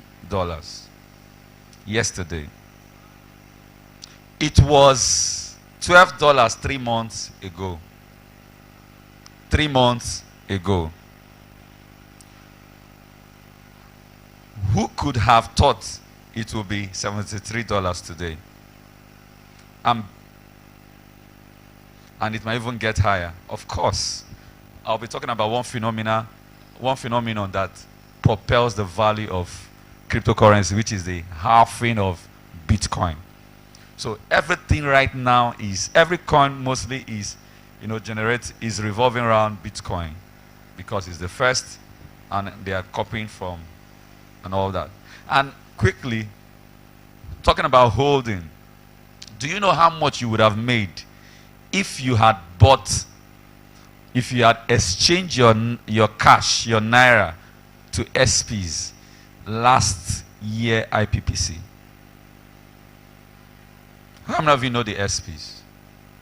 Every country has a currency. And the Love World Nation was our currency, SPs.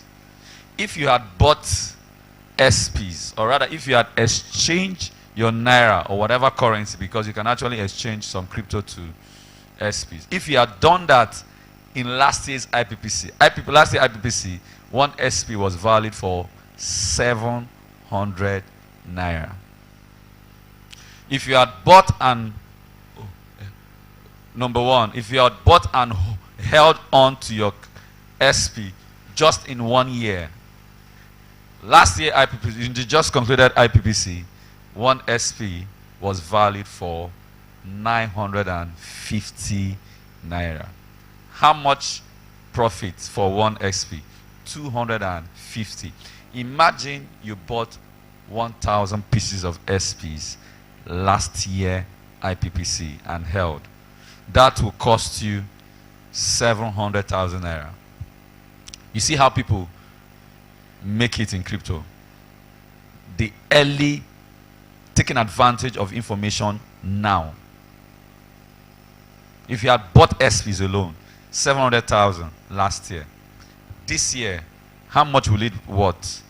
950,000. How much profit would you have made? 250,000 naira just for holding. Just for holding.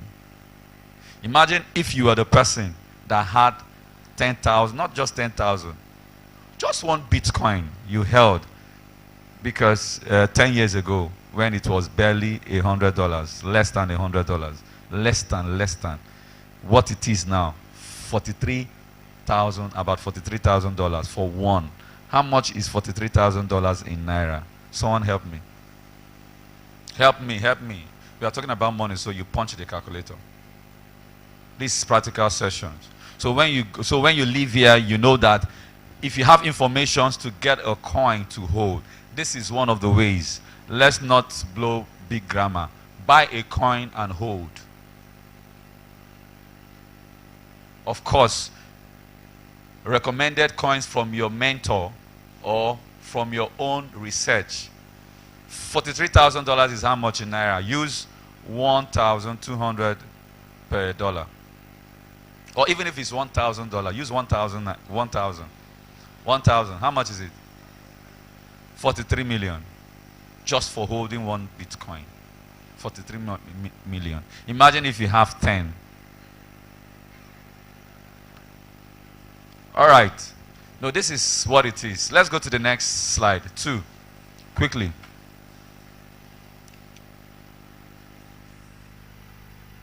Investing your coin. This investment. You know, investing your coin. If, let me ask, if you had the opportunity to have partnered with Coca-Cola, would you have taken it? Huh? Yes.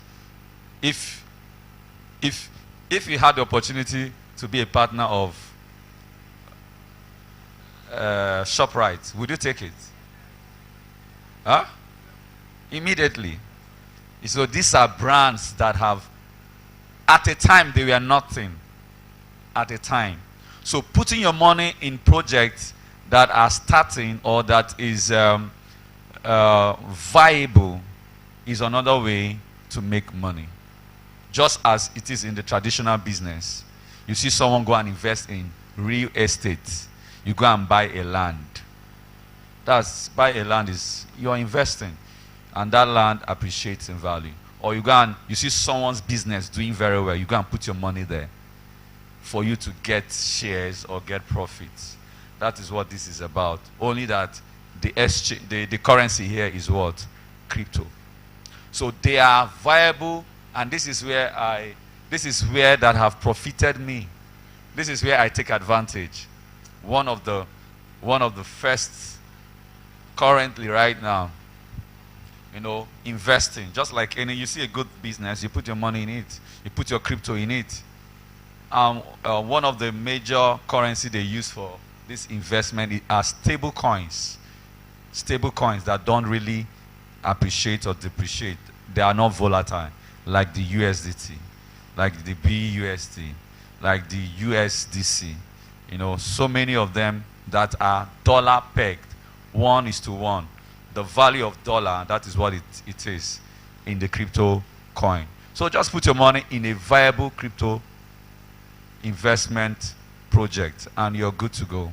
And most of these opportunities, they come and they give you shares. You know, you joining them early, you make more. Next slide. Hope this is clear enough. Okay. The next slide is, you know, mining.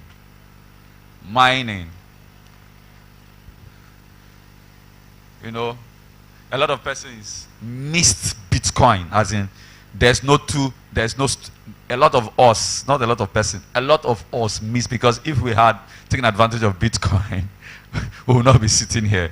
A lot of people missed Bitcoin. And what is mining? Let's read the terms. You get it. This is when you decide to mine free coins in a new coins community project through mining, like we heard Brotega talk about.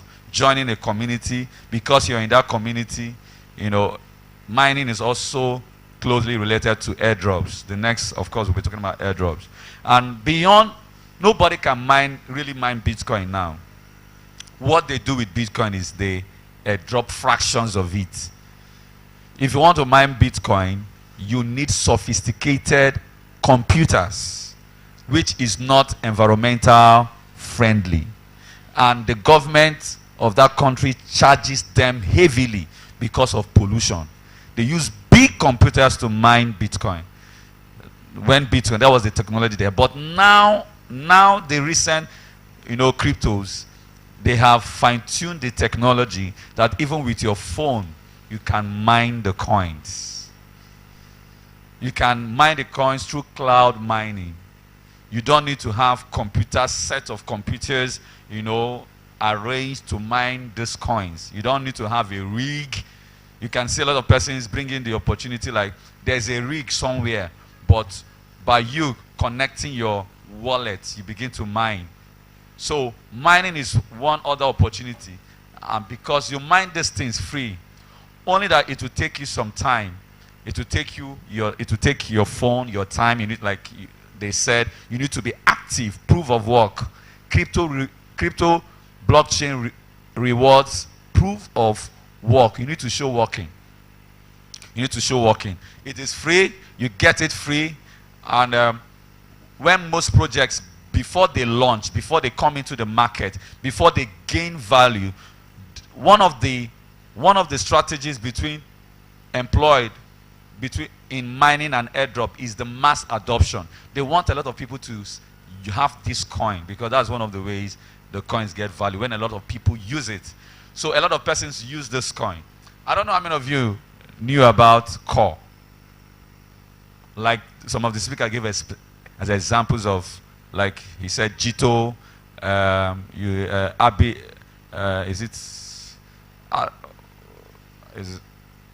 so many of them. How many of you heard about Core or know about Core? Core made millionaires. Core was launched this year, February, March, towards April. I mined Core, okay? But at first, you will see it as wasting time. You will see it as nothing. Every time I will be pressing my phone, every day I will need to come to the app to activate the miner, to click it, and all sorts. Some is 4 hours, every 4 hours, some is every 1 hour. So imagine if you can keep up to this requirement. But do you know that people that were diligent, I started mining Core just last 2022, but I saw this opportunity 2020. I said, what is this? Even though I was already into crypto 2019, I saw it 2020. I really didn't know much about mining, frankly speaking. Knowledge. So I saw it. I said, please, all these things are scam. You're wasting your time, data, and all those things. But do you know that assuming I started at 2020, do you know how many I would have mined in this 2023? Now, I saw a lot of people mine over 5,000 of that Core. Core, when it launched one at $6. If you had 1,000 of that Core, how much is it? $6,000. Free money. Core paid a lot of persons, and there are several of them. Ethereum gave out their coins barely cheap. Bitcoin, the same. BNB, the same. You will see a lot of projects online. Join our WhatsApp, interact with our community, join us on social media, Telegram, and all those things. And at the end, they reward you for your proof of work. Many of those things use mining, and this is airdrop. Airdrop, this is another easiest way to make money. Remember, one of the catching highlight of this meeting is to make money from nothing. Take advantage of mining. Take advantage of airdrops. Airdrops are just free money. I will give you these coins. Let's see what the writer say. You get so much money out of nothing, getting free coins from a new crypto project. Every coin airdrop have their terms and conditions. Some will tell you that you need to interact with their platform before qualifying for their airdrop. Example, PancakeSwap, Uniswap, 1inch, Pangolin, name them, Core had an app, there's several of them, and I'm actively involved in airdrops. Now, there's so many I can name for you. Wisdom Token, Wisdom Coin, Over Wallet, name them. Name them. Free, only that you just have to be diligent every day or according to their requirements. So what's the idea? They want people to hold these coins so that when a lot of people hold these coins and they go into the market, the more people that hold their coins and transact gives that coin value. Can we go to the next slide? Then the next is trading of this coin. All right, this is where you decide to always buy a coin or token when it is low. Like if you had bought the example I just gave now, Solana, 3 months ago at $12. Right now, Solana is $73, over 600%. 600%, over 600% in 3 months. Core right now is cheap. Core right now is over $1, if not less than $1. There are so many of those coins that are $0.00000, not even up to a naira. You can buy 10 billion of it for just 1,000 naira. You can buy 10 billion of those coins for 5,000 naira, making money from nothing. So this is when you decide to buy a coin or token when it is low and sell when the price goes up in value. Then you still wait for the price to drop to buy it back again, and you sell again when the price goes high. Cryptocurrency is very volatile. It goes up, it is in cycle. And right now, we are in the Bitcoin halving cycle. Every 4 years, the amount Bitcoin rewards its miners, people that are ensuring the security of the blockchain, people that are evaluating transactions in the blockchain, they are being paid. So the amount they are being paid is being reduced by half every 4 years. By so doing, it makes Bitcoin scarce. And it is simple.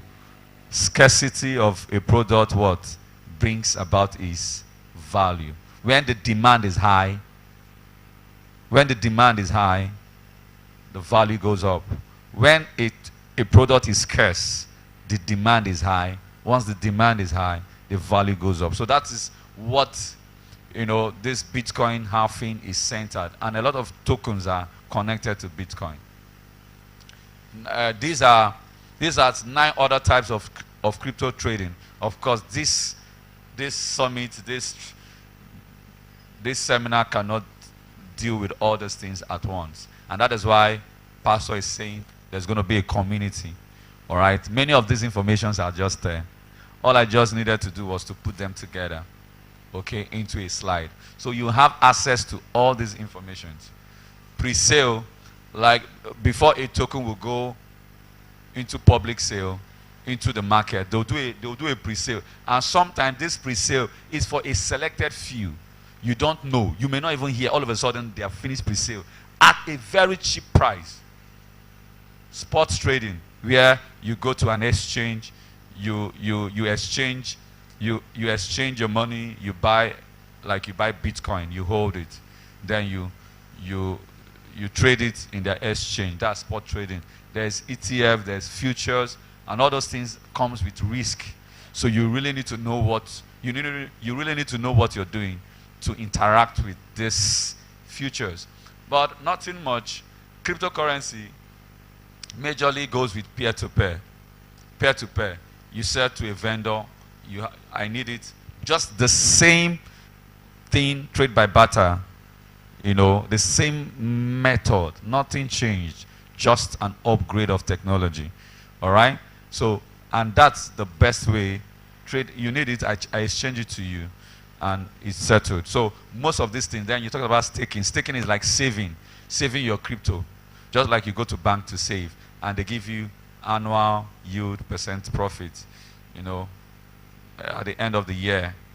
Crypto gives you more annual yield, even monthly yield than fiat bank saving your money in bank. So it is no use. We are not castigating the bank. Your bank, you should not be saving money in banks. What for? When rather your money depreciates. And what you can use, the bank is still good to receive money. What I use the bank to do is to receive money, and I channel it I convert it into crypto, or I use it for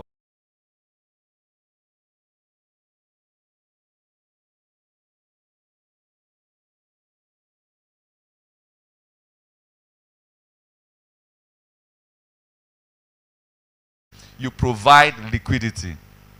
Like you can go to PancakeSwap and provide liquidity. You put money, you put money into it, like get a coin and leave it there. So whatever they do, is transaction. Whoever is transacting, they are being charged and all that. And as they are being charged, there's liquidity, there's money. There's liquidity in Binance, there's liquidity in Binance. So you can provide liquidity and you get paid for it. So these are different stock token trading, margin trading. So you can take advantage of, you can learn, you can go to this and all that. Next slide. Next slide. Okay, this one is, I wouldn't advise anyone to go there. Doublers. There's also doubling in crypto. Okay, you can double your crypto, but this one is very risky. You can lose all your assets at a go. So you don't go in here. I don't advise anybody to go here, but just know what it is. Next slide. Okay, Web3. Because of time, I had all this project. This slide was prepared today with my phone. I did this with my phone. So a whole lot of things you can do with your phone. All right, you can make money with your phone. So because of time, I was on the road while doing this, and some of it I was even doing it inside here. So you can do a lot. Is the slide? Is that the end? Okay, that's the end. So Web3, what's Web3? Web3 is very interactive. Okay, unlike Web1 where you don't own the information, like your Google, like your Facebook. Facebook is Web2. You can interact, but you don't have control over the information. They can be deleted at any time.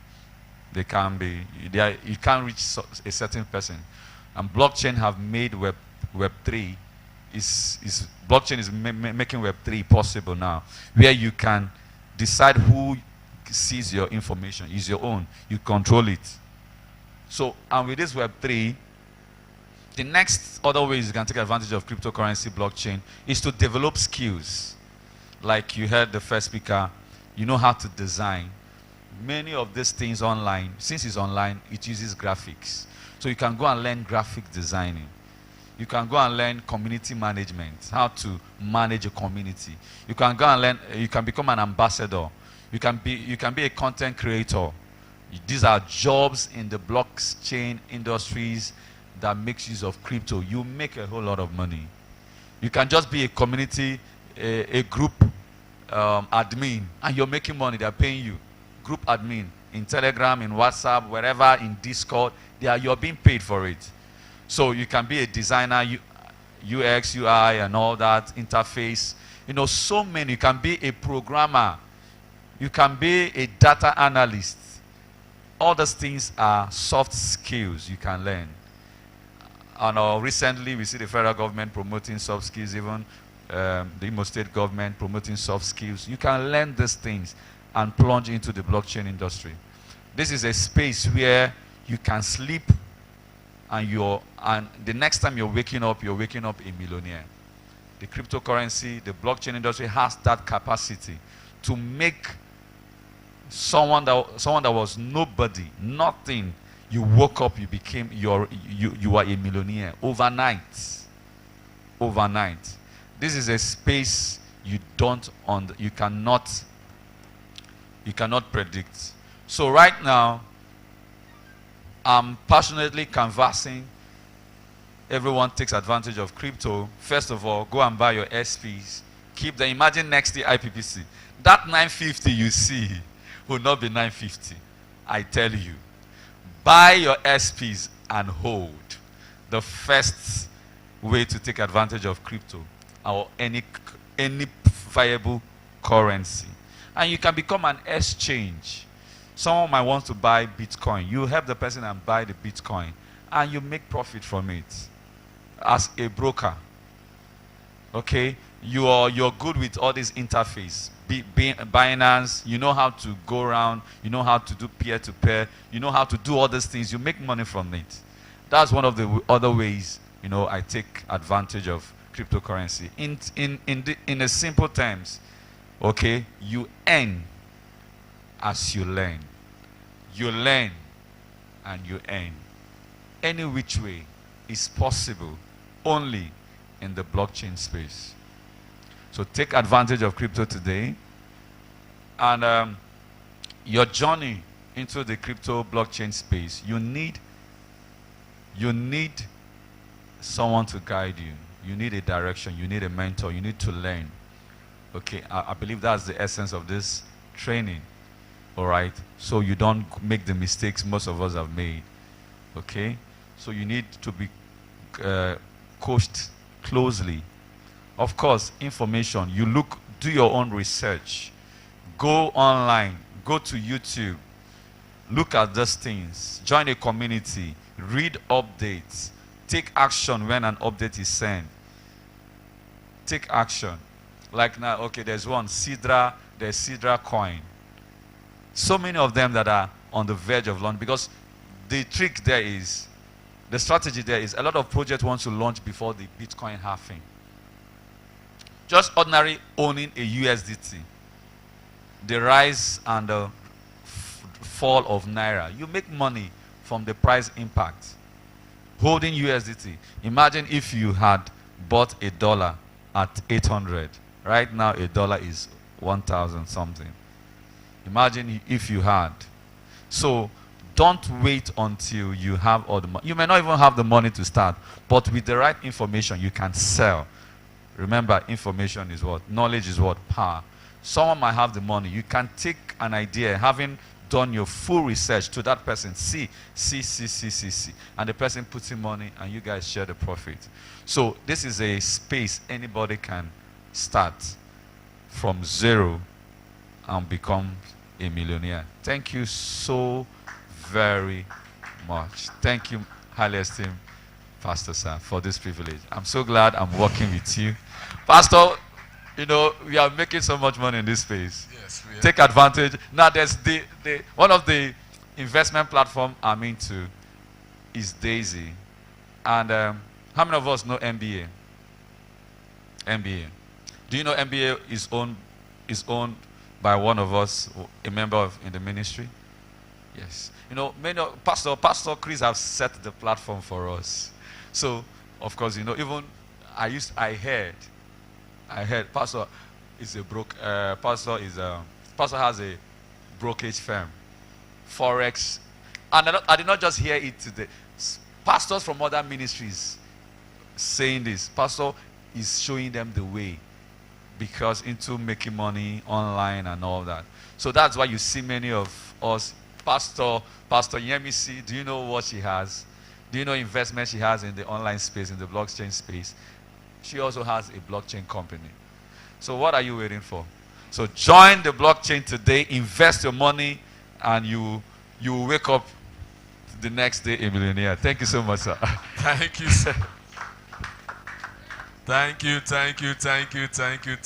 for that. Thank you so much. Now we have someone waiting online. He would have loved to be here personally, but he's presently out of town for some other assignments.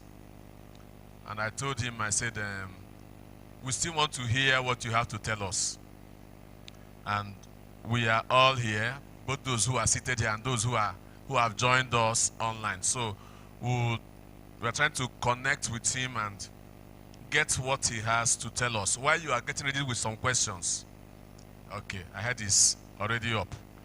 So we have Pastor Victor. He's skilled in Web3, and he has trained up to 100 people plus in things that have to do with blockchain technology.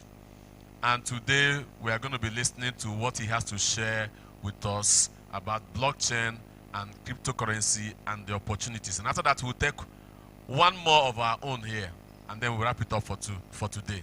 So give all your attention and listen to what we have next. Thank you.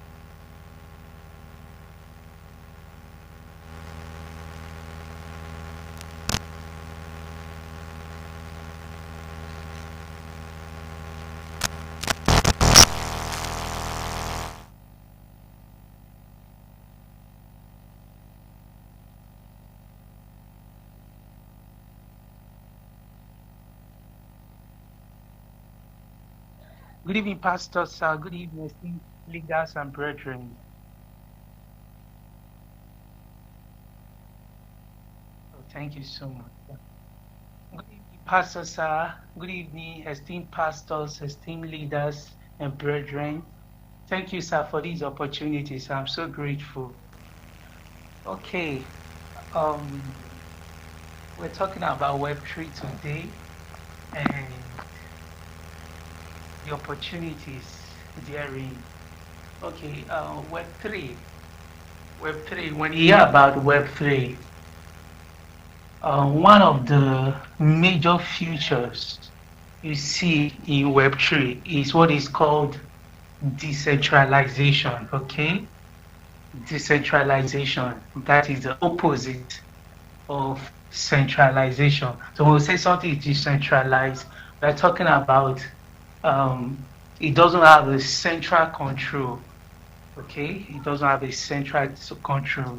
And that is the era we are right now, whereby everyone has the opportunity to be part of the community.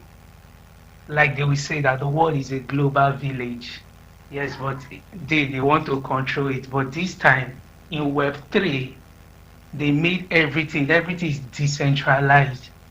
There is no one entity that governs everything, like you see in the financial sector where the central government controls the finances, the transactions, and they choose who sends money and who does not. But in Web3, it doesn't work that way. You are part of the system. Everything is completely decentralized. Okay, now there are several opportunities in the Web3. There are several opportunities, like several opportunities. Cryptocurrency is one of them. Okay, cryptocurrency is one of them. And okay, please, may I know how much time I have so that I know how to communicate? Oh, 30 minutes. Okay, 30 minutes.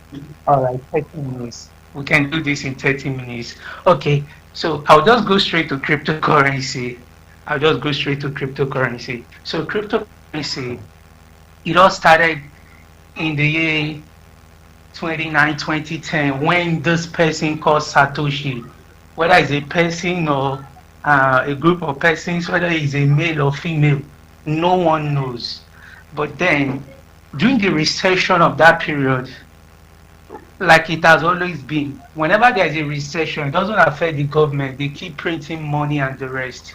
So this group of persons decided to create a form of money that is decentralized, that is not controlled by the government. That is how cryptocurrency came about. And the first cryptocurrency, as we all know, is Bitcoin. Okay, is the first, is the largest, followed by Ethereum. Then we have the rest. So when you talk about the generations of cryptocurrency, you hear about Bitcoin belonging to the fourth generation. Then you hear about Ethereum belonging to the second generation. Then the third generations are so many: Solana, Algo, like name them, there are plenty. And each of these generations, they have their unique problem they solve, like real life problems, and they have their advantages and disadvantages. All right. So that is just the basic thing you need to know about cryptocurrency. It's a kind of money, is electronic, and is decentralized. Take note, it's not all electronic or digital money are cryptocurrency. For it to be called a cryptocurrency, at least it must be built on a blockchain and it must be decentralized. Yes, at least these two features. All right. Yes, these two features are very important. Now you may want to ask, what is blockchain? Blockchain is simply the technology that powers cryptocurrency. Okay, it's a public ledger where all the transactions are recorded. In other words, when when a transaction happens on a blockchain, okay, the data is transparent, it is immutable. Yes, and is it transparent? Is trustless and immutable, and of course irreversible too. Yes, it's important to note this. So every transactions on the blockchain cannot be changed. It cannot be reversed. Yes, it cannot be changed. It cannot be reversed, and it's transparent. Everybody sees what happens on the blockchain. The records are there. So if I send it, say, and remember, it's trustless. In other words, we don't need a third party when it comes to cryptocurrency. Yes, we don't need a third party. Now that is why the government is against it, because here is this: the money, they cannot control the money, and secondly, you don't need the bank, you don't need a third party. Why? Because the blockchain takes care of everything. Everything is just there, it's visible. If you lie that, oh, perhaps let's say I send you $1,000 worth of Bitcoin or Ethereum or Solana or Argo, and you say I didn't send that. All I just need to do is to scan my address or your address. It shows me every single transaction, the day, the time, and the value. Yes, it tells me everything, the wallet I sent it to, the time I sent it, and everything is right there. So this is one thing about cryptocurrency you need to know. And it's important to know this. Cryptocurrency is just one aspect of the blockchain. There are several applications of the blockchain in AI, in the medical field, in data analysis, and the rest. But the financial part is cryptocurrency, which is our focus. Okay, so how do you take advantage of crypto? What do you do? How can you make money in crypto? Okay, I've been in the crypto space for 4 years, and over the period of time, I've raised several people, and they're all doing well. Okay, and it might interest you.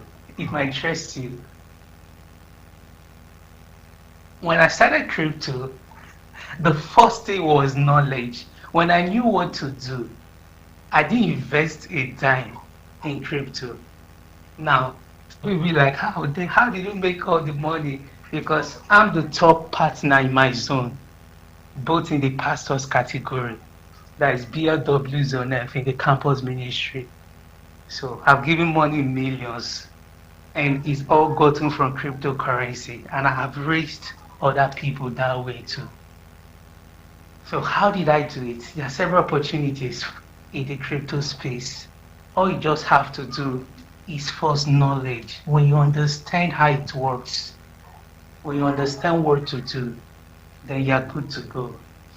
Okay? So the first and the simplest opportunity, when you know, after having the basic knowledge of cryptocurrency, because it's wide.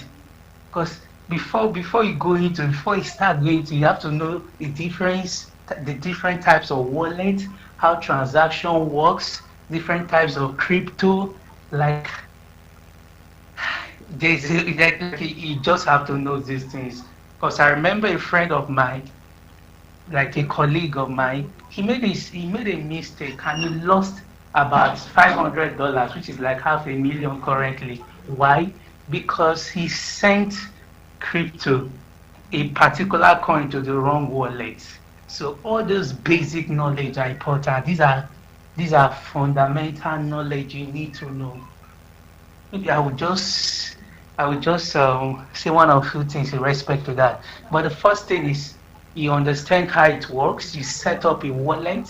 There are different wallets on Play Store. You have your Trust wallet. You have your MetaMask.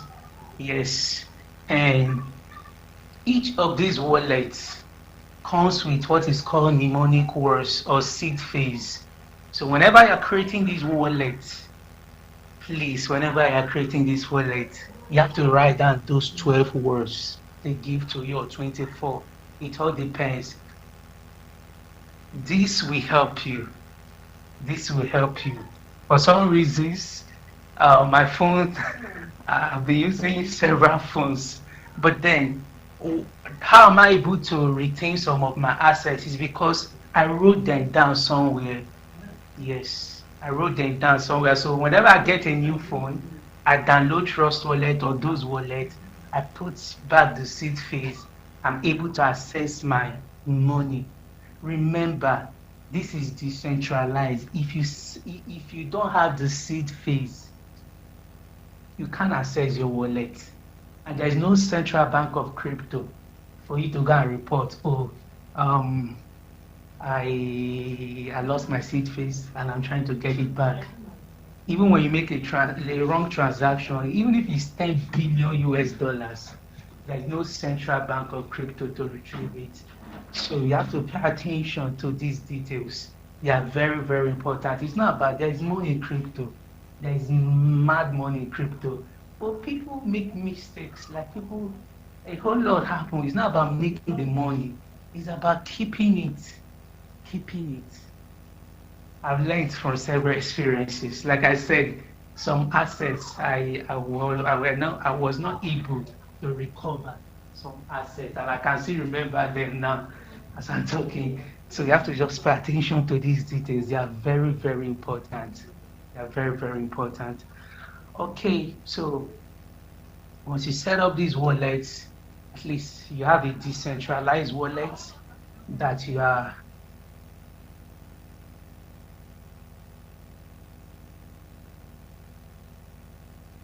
like I said, decentralized wallet. That means belongs to you. You are in charge, okay? Yes, there's what is called centralized wallet. Centralized wallet is a wallet that are not in your control, like you see in exchanges like Binance or KuCoin. Once you send money to those wallets, they are no longer under your control. So these are some types of wallets we have: centralized wallet and decentralized wallet. But for a start, what you need is a decentralized wallet like Trust Wallet and MetaMask. Of course, there are several other wallets depending on what you're doing. Solana has Phantom wallets and many. So I started crypto with airdrop. Yes, airdrop is a means of getting free cryptocurrency by simply publicizing for upcoming projects. The crypto space is wide, like it's very wide. Yes, you may have lost some opportunities because you were not here earlier, but with my 4 years experience, I can tell you that opportunities are endless in crypto. Projects keep coming up. They keep coming up daily, weekly, monthly. People are building. So when you publicize for this project on your social media, simply by following them on Twitter or joining their groups, all those simple tasks, then at the end of the day, they'll ask you to submit your wallet. Yes. In fact, as of 2 days ago, due to several things, I didn't pay attention to a certain one, though it was not a free airdrop. But there are different kinds of airdrops. Some are just free, some involves you to do some tasks that involves money. But it paid as high as 12 million. Like someone used $60 to make 12 million. I wasn't paying attention, like I said, so I missed that. There have been several. My first 1 million, it was a free money. When I gave my first 1 million, my second 1 million, the same thing. Like it's been on and on and on. So these are the opportunities you see in crypto. Like you'll be like, wow, like really just like that? Say yes. So this upcoming project, once you do these tasks, it rewards you when you go live. Like when they launch fully, you get a reward. Your token can be worth as high as 1K, 2K, 3K, 5K. I mean in dollars, not in naira. So that is just it. That is it. It's as simple as that. Then for certain people, because I have several people I work with, I have certain people, they don't really have time to do this airdrop. They be like, oh, I have money. What can I buy? I will need this money in the next 3 months, 6 months, 1 year or 2 years. Yes. And I want to have good profit, at least ×5, ×3, ×2. All depends. I will tell them what to buy. Now, this is where investment comes in. So these are investors. Yes, because not everybody really have time to be on their phone doing airdrop tax. They just want, and the truth is that these investors, they make good money. Yes. Imagine buying a coin for as low as maybe 0.5 and it does 6 times or 10 times. Imagine if you put $1,000 in it for $2,000. That is good money. That is good money. So that is investment. This one involves money. Yes. Then we have traders.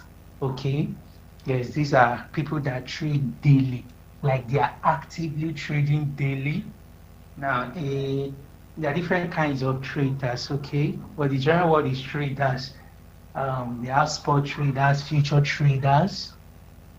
They have OTC traders. Those are those people you see on WhatsApp or different places say, I buy and sell cryptocurrency. If you want to do that too, it's great. It's great, but you have to be very careful when you are doing OTC trading. Personally, I don't do that. Only do that for people that I know, because I don't like talking too much. You go explain that, and when something goes wrong, those kind of things. Sometimes, like I said, transactions are irreversible. If you can send to someone and the person runs away. Like, where do you want to start fighting the person? It has happened to me personally. So I just had to let the money go and move on. So that is just one thing. Each of those trading have their own advantage and disadvantage, okay? But the gain, we are looking at the gain. We're looking at the gain here. Yes, life is all about risk. Everyone has to take a risk. So that is it about trading. So we have the spot traders, okay? We have the future traders. They are all different. So this is another way of making money in crypto. I've talked about airdrop. I've talked about investment for the big guys that don't have time to be doing airdrop. They want to multiply their money, want to save long term. Even if you don't want to trade or invest, for instance, if you had bought, maybe you had like $500,000 or 3 million or 10 million, and you said, I don't want to keep it in Naira, I want to keep it in dollar. You can simply, let's say you bought like 4 months ago when dollar to Naira rate was about 700, 800. Currently it's about 1-2. So let's say you bought at 800 and you bought like 5 million Naira USDT, and you keep it. You say, I don't want to risk my money trading any coin or do anything. I just want to keep it. I just want to save my money in dollar. Currently, rate is as high as 1,002. 400 profit on each. That is good money. And we are looking at it, but the way the economy is going, it can get to 1.5 for 2,000. Of course, we are praying that the economy gets better, but we still have to take advantage of the opportunity for the time being. Yeah, so it's easier to be a millionaire with $1,000, just $1,000. You're already a millionaire. So when you give your first $1,000, you're giving your first 1 million. So when I gave my millions, my first millions, it was a million was $2,000. So it's easier now. Yes, it's easier. It's easier. And the good thing is that anybody can do this. Any person can take advantage of this opportunities in crypto. All you just need is a smartphone, a good smartphone like Redmi, like Samsung, not Techno, not Itel. No. Because of because of some of the crypto stuff too. Like I use a Redmi phone. Yes, a very good Redmi phone, about 300,000. So it does a whole lot for me. Like it's my workspace, everything happens here. At least you need a good phone like this. Then if you can get a laptop, because some crypto stuff will do, you need a laptop to be able to do certain things. Yes, you can get a good laptop, HP, 8 gig RAM at least, though mine is 16 gig RAM, but 8 gig RAM is good too. You are good to go. You are good to go with this. But first, you can start with your phone. There are several things you can do with your phone. So that is it. Internet, a good phone like Redmi or Samsung. Yes, not Itel, not Techno, not Genio, no, not Genio, no. So with this, that is it. That is it. You are good to go. If you notice in my name, I said I trade both fungible token and non-fungible tokens. So fungible tokens are the coins, like Bitcoin, Ethereum, then Solana, all of them. But when it comes to non-fungible tokens, that's where the NFTs come in play. Yes, NFTs, non-fungible tokens. Like the name implies, they are non-fungible tokens, they are unique. And I don't know how to, I just try to look for a very good word. I'm looking for the simplest form, but just know that these are unique stuffs, okay? They are unique stuff, and they can be so expensive. Yes. Just imagine the Mona Lisa artwork, how expensive it is. So, so that those kind of things, one of one, one of two, two of two, three of three. Yes. So all those rare stuff. But these are digital rare stuff. These are digital rare stuff, okay? They are digital, unique, and rare stuffs. Yes. So I also trade them. They have their marketplace, just the way tokens have their marketplace. Yes, these NFT, they have their marketplace. They are, like I said, they can be expensive. All these things has to do with information. Yes, you could have a very good information to buy one of these NFTs at a low price. Remember, trading is about buying low and selling high. That is just the summary of trading. You buy low, you sell high. So you can buy as low as $5, $10, depends on the timing and the opportunity you got. Or even as low as $100, or even as low of $1,000. Yes, you buy it, then you sell it. You sell it with good profit. Yes, you sell it with good profit. So this is how all this is just a summary of cryptocurrency. It's just a summary. So you trade fungible tokens and non-fungible tokens. Remember at the beginning I said that not all digital currencies are cryptocurrencies, because we have the e-naira, we have the e-dollar, we have gift card. Okay, gift card is a cryptocurrency. It's not built on the blockchain, and it's not decentralized. Your naira is not decentralized. All these things are politically controlled money. Okay, in crypto we call it fiat. That's what we call it, FIAT, fiat. These are politically controlled money, but crypto is not politically controlled. Yes. And Bitcoin is a very good example. because apart from Bitcoin, every other coin, we know they are founders. Bitcoin is completely decentralized. It's for the big boys. That is where the big boys, that is where they do that thing. Especially the bad guys that don't want any story. They want everything to be completely decentralized.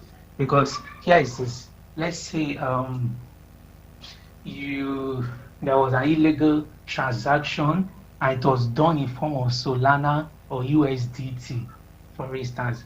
They can simply make call to the founder, say, seize this money, stop this money. Yes, they can stop it. Yes.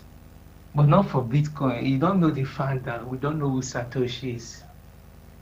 Though those cases are rare too. It's only when it's very, very serious they can freeze those USDT or stop those money. So that is the summary of how cryptocurrency works.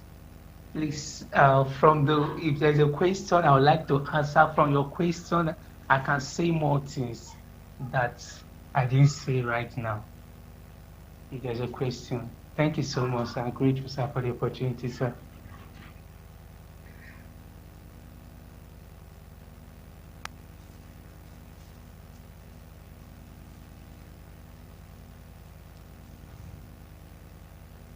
Hello.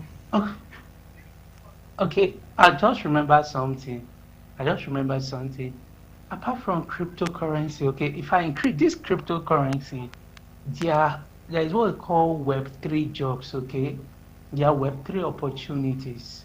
For instance, I'm not just a trader, I'm also a programmer, okay? I write codes, I write smart contracts, yes.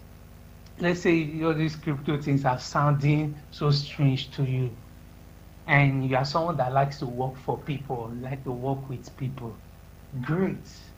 You can, as a programmer, you can choose to further to learn how to write smart contracts, how to be a content writer, even how to be a marketer, because each of these products, they need marketers, they need content writers, because they need people's money to do what they need to do.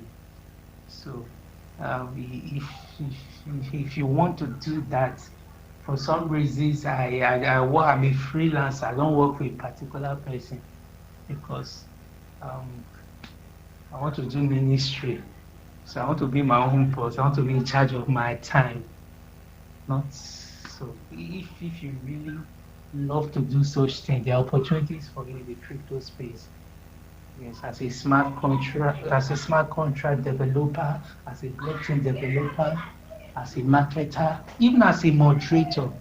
Yes, because in these crypto groups, they have moderators, okay, and they pay them well. When I mean well, they pay them well. I know of a teenager that earns $500,000 monthly. What does she do? Answers people's questions on Discord and Telegram. That's what she does. Her working hours are 6 to 10 hours daily online. A teenager, $500,000 every month. So it's as simple as that. These are the opportunities you have in Web3 and in crypto. Thank you so much, sir. Thank you so much, Pastor Victor. Thank you so much. People should give him a hand. He's not seeing you, so it's only your clap that he will hear. Thank you so much for that session. We are going to be forming an online community where all these our resource persons will be. We already have a Telegram link that we'll make available. We also get one maybe on WhatsApp, but the one we are putting out online, especially for those who are viewing us from different locations all across the world, is a Telegram link, because WhatsApp can easily get filled up. We'll start up with that. So in rounding up, I'd like to call up just one more person And I told him he must make a comment today. He must say something about blockchain and cryptocurrency, because I know he has enjoyed making money in that space. Like Pastor Victor said, he said his first 1 million that he gave to God was from crypto. And the second 1 million he gave to God was from crypto. So maybe the first 1 million you'll also give to God will be from crypto. So when we say you can make millions from nothing, it's not a joke. It's possible. The Bible talks about the things God has given us freely. I believe in free things. Yes, I work. I have served as an employee. I'm an employer. I do different kind of things. But I also believe that if there's an inheritance for me in Christ, it has to come for free. If I don't get any free things on earth, then I need to check again whether that scripture is true. But because the scripture cannot be broken, there must be things that will come to me for free, because nobody pays for his inheritance. You get it just by being somebody's son or daughter, biologically or adopted. However you associated, there's an inheritance for you. So I'd like to call on Bro Aganachi Ihezie to come and just give us a few words of inspiration about the cryptocurrency and blockchain space and what it has been for him for the past few years he has been there. The floor is yours. Glory, glory, glory. You know, I'm very grateful for the opportunity to say something. And I didn't want to say anything, but the pastor insisted I must say something. I wanted to listen. Listen and listen. Nevertheless, I'm grateful. I only have to say just a few things. Just a few. You know, we are talking about making money from nothing. From nothing. But I have to be controversial here about making money from nothing. It's not actually from nothing. Time is money. Knowledge is money. Every successful person in life leveraged on information to succeed. Everybody that succeeded in life leveraged on information to succeed. No company without a database can succeed. Let me come down from here. Let's talk. No company can exist, can succeed, make money, retain money without a database. Glory to God. I've been here in crypto. I started as a newbie 2015, newbie, and began to learn from 2016 after getting slapped by crypto. Glory to God. You know, if you get into a car right now, you've not driven before, you've not learned how to drive, and you open the ignition and match anything that is close to your leg, there is 99.9% chance that you will crash, right?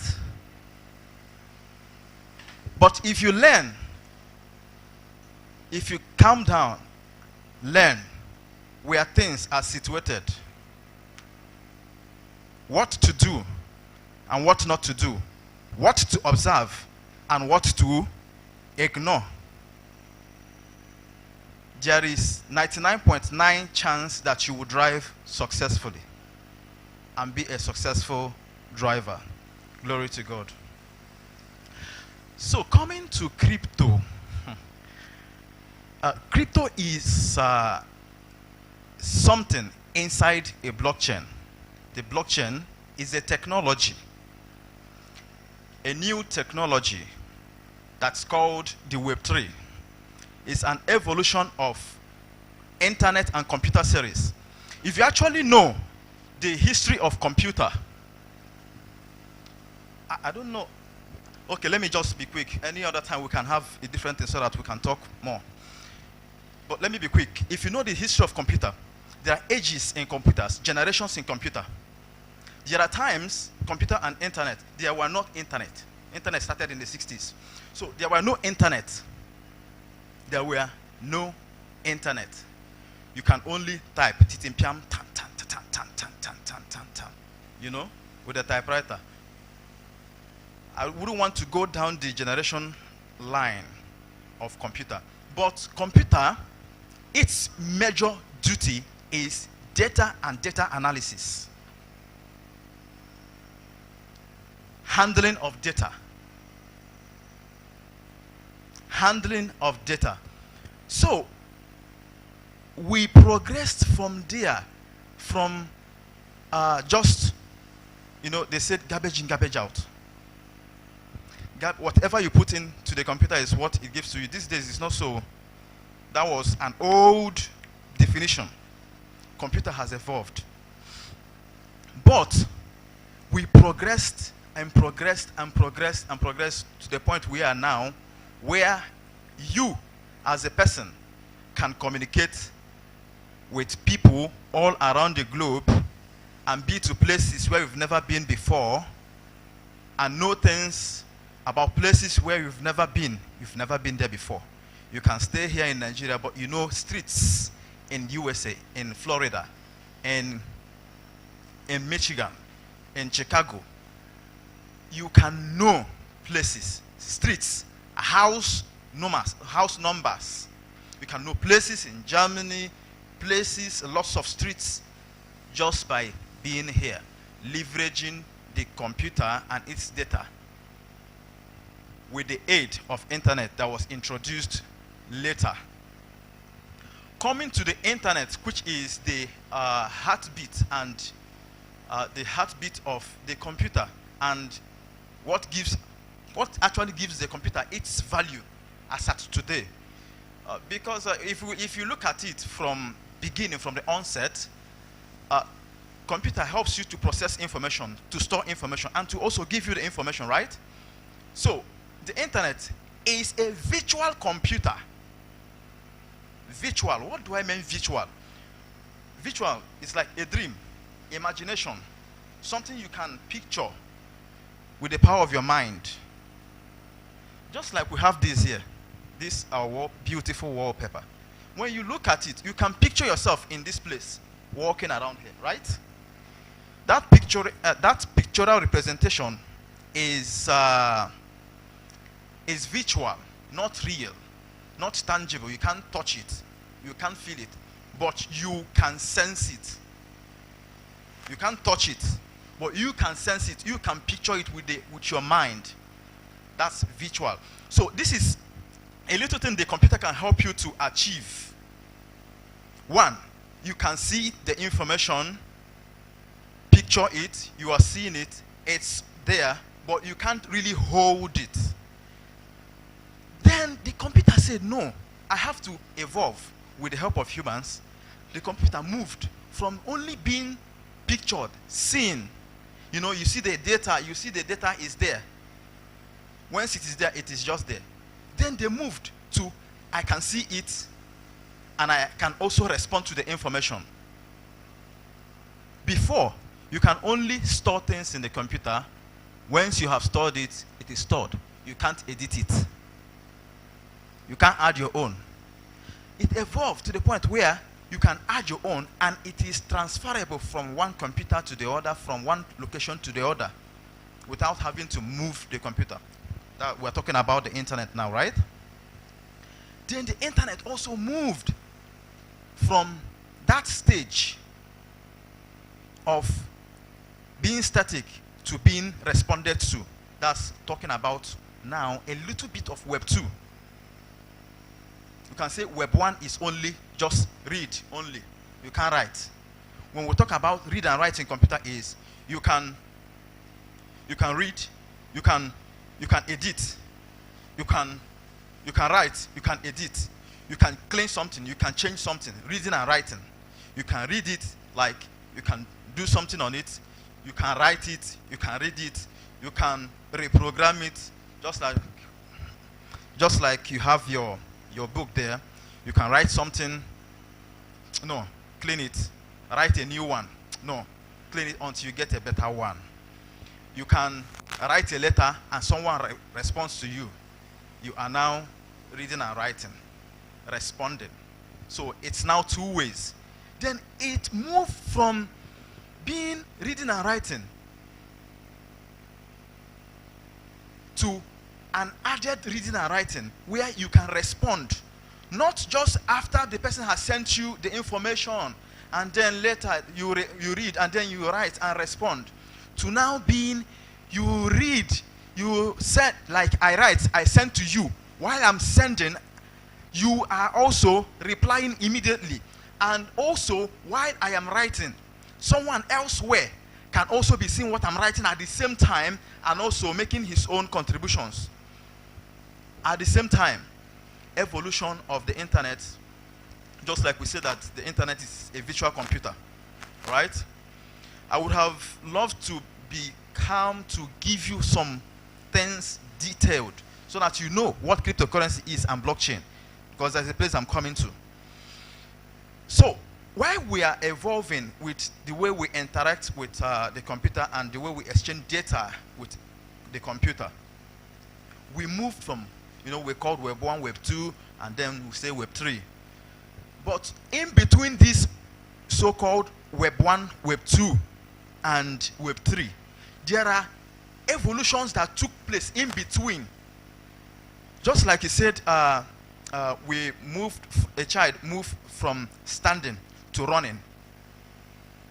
From standing up to running. It's not really so. There were times they crawled. There were times they were just lying on the floor and just like that. And then they would just be holding something and crawling. So there are some activities in between that bettered where they wanted to go, where we wanted to go as a computer, as evolving generation, sure. But while we are evolving and evolving, everything around us was also evolving, because the introduction of the computer technology helped our society to evolve also. Activities of our society is influenced by the technology inherent. If technology is advancing, it means the society is advancing, right? It's advancing. So if the way we move from bicycle to bike, okay, from horse to bicycle, from bicycle to bike, from bike to motor, these things made our societies to become faster in information dissemination, right? The same way it is with computer. As it is moving, as the generation of computer is evolving, we can see the effect on the general society. Before, you cannot communicate with people that are not within you, unless you see them or unless you write a letter and then post. Maybe you want to send a letter to London, you write a letter and you wait for several months, sometimes nothing. So the evolution of technology, leveraging computer, that is taking advantage of computer, is seen in our everyday life. So let's just move back to cryptocurrency.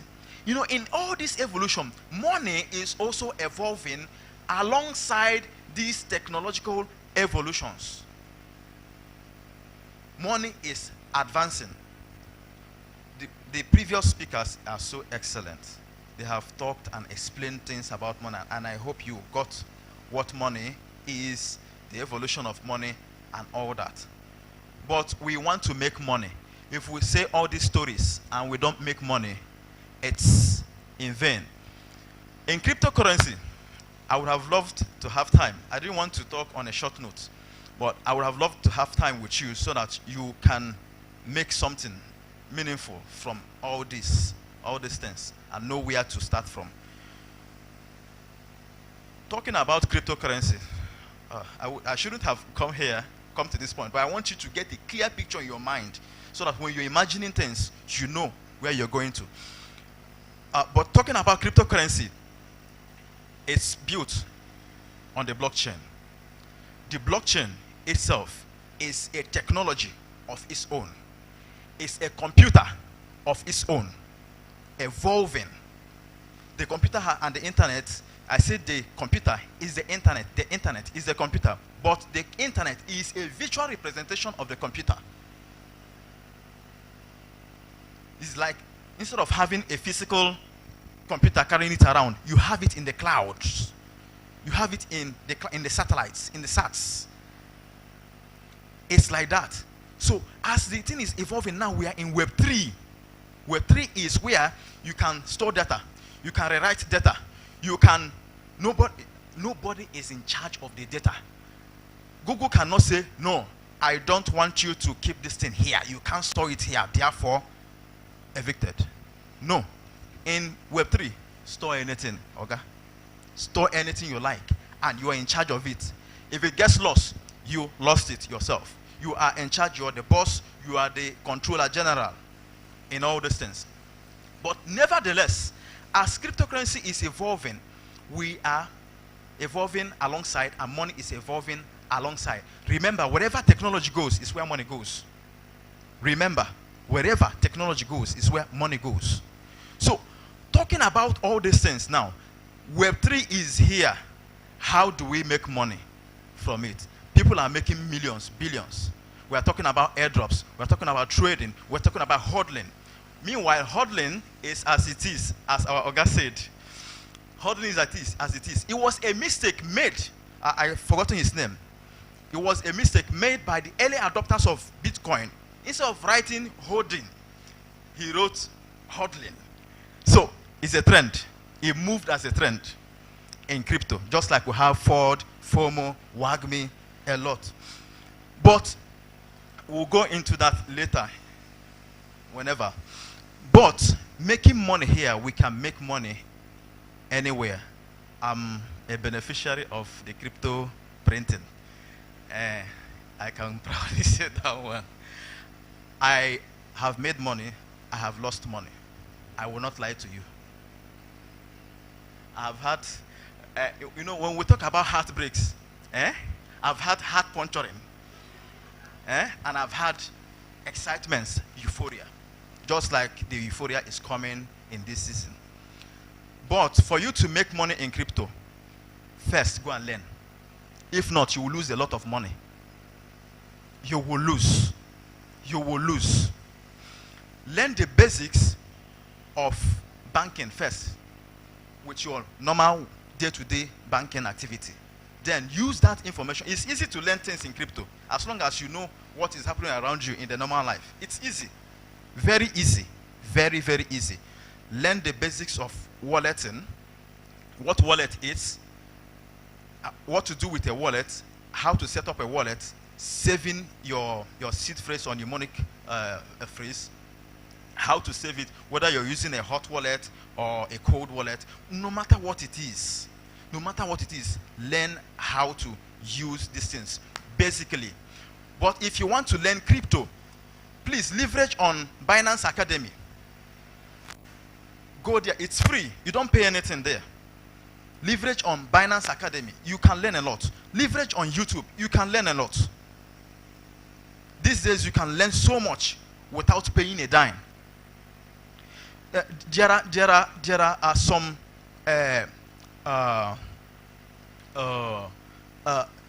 apps released by top organizations like Binance that is different from the Binance Academy, where you everyday quiz on crypto. It will help you and build you up. Later I will send our young people that app. You can go there. As you answer those quiz and fail, they will tell you the right answer. You will learn. You will learn. I will send it out. But please, while doing this, you can also make money while you are learning. I'll also give you apps on that later. The apps where you earn money while you are learning, while you are studying. Even if it's $1, $1 is money. 0.5 cents is money. 0.2 cents is money. 0.05, 0.01 cent is money. By the time you must have accumulated it over a long period of time of learning. Let's say you went to school, and every day you went to school, they are paying you 0.01 cents, 0.01 cents every day. Every day. Before you must have finished 4 years. Press your calculator and see how much you get.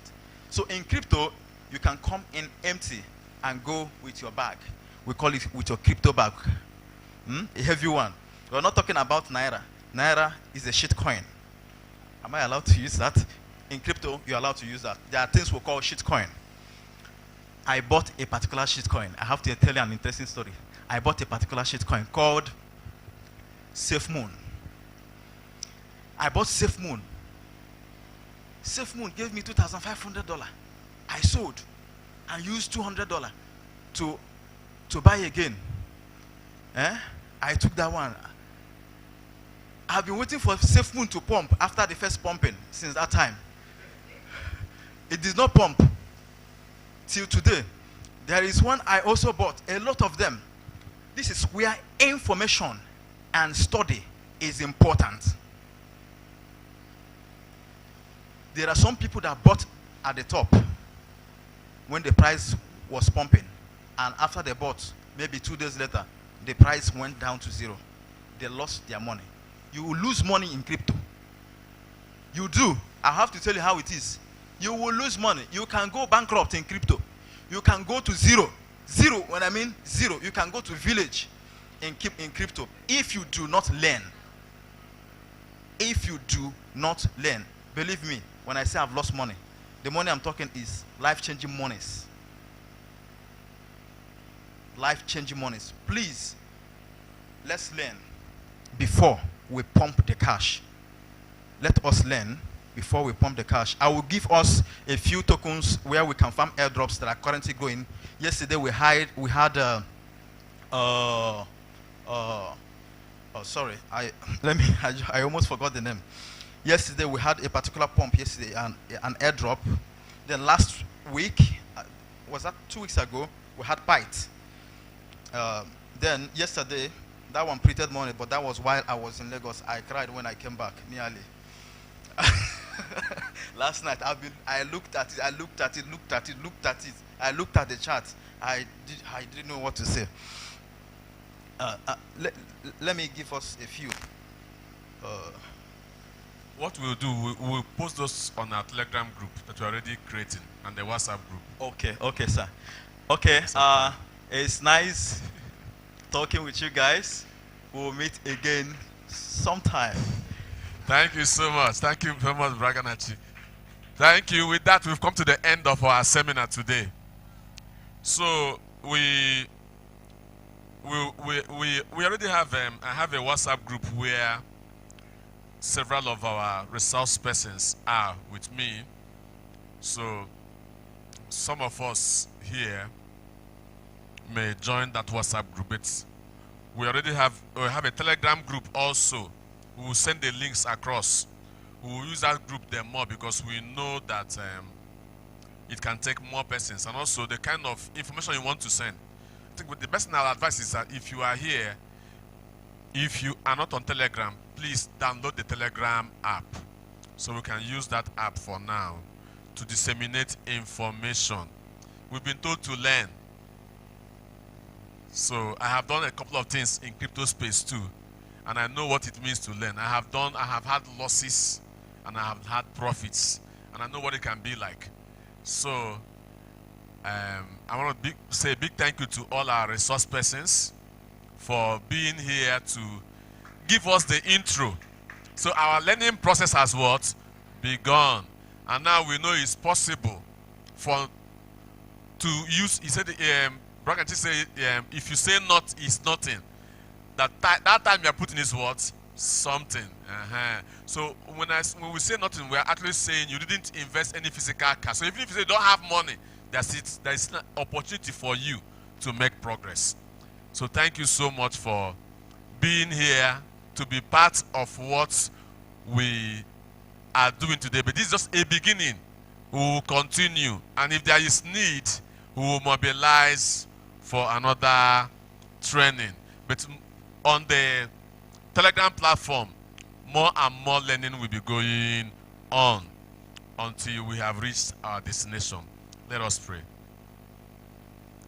In the name of Jesus Christ.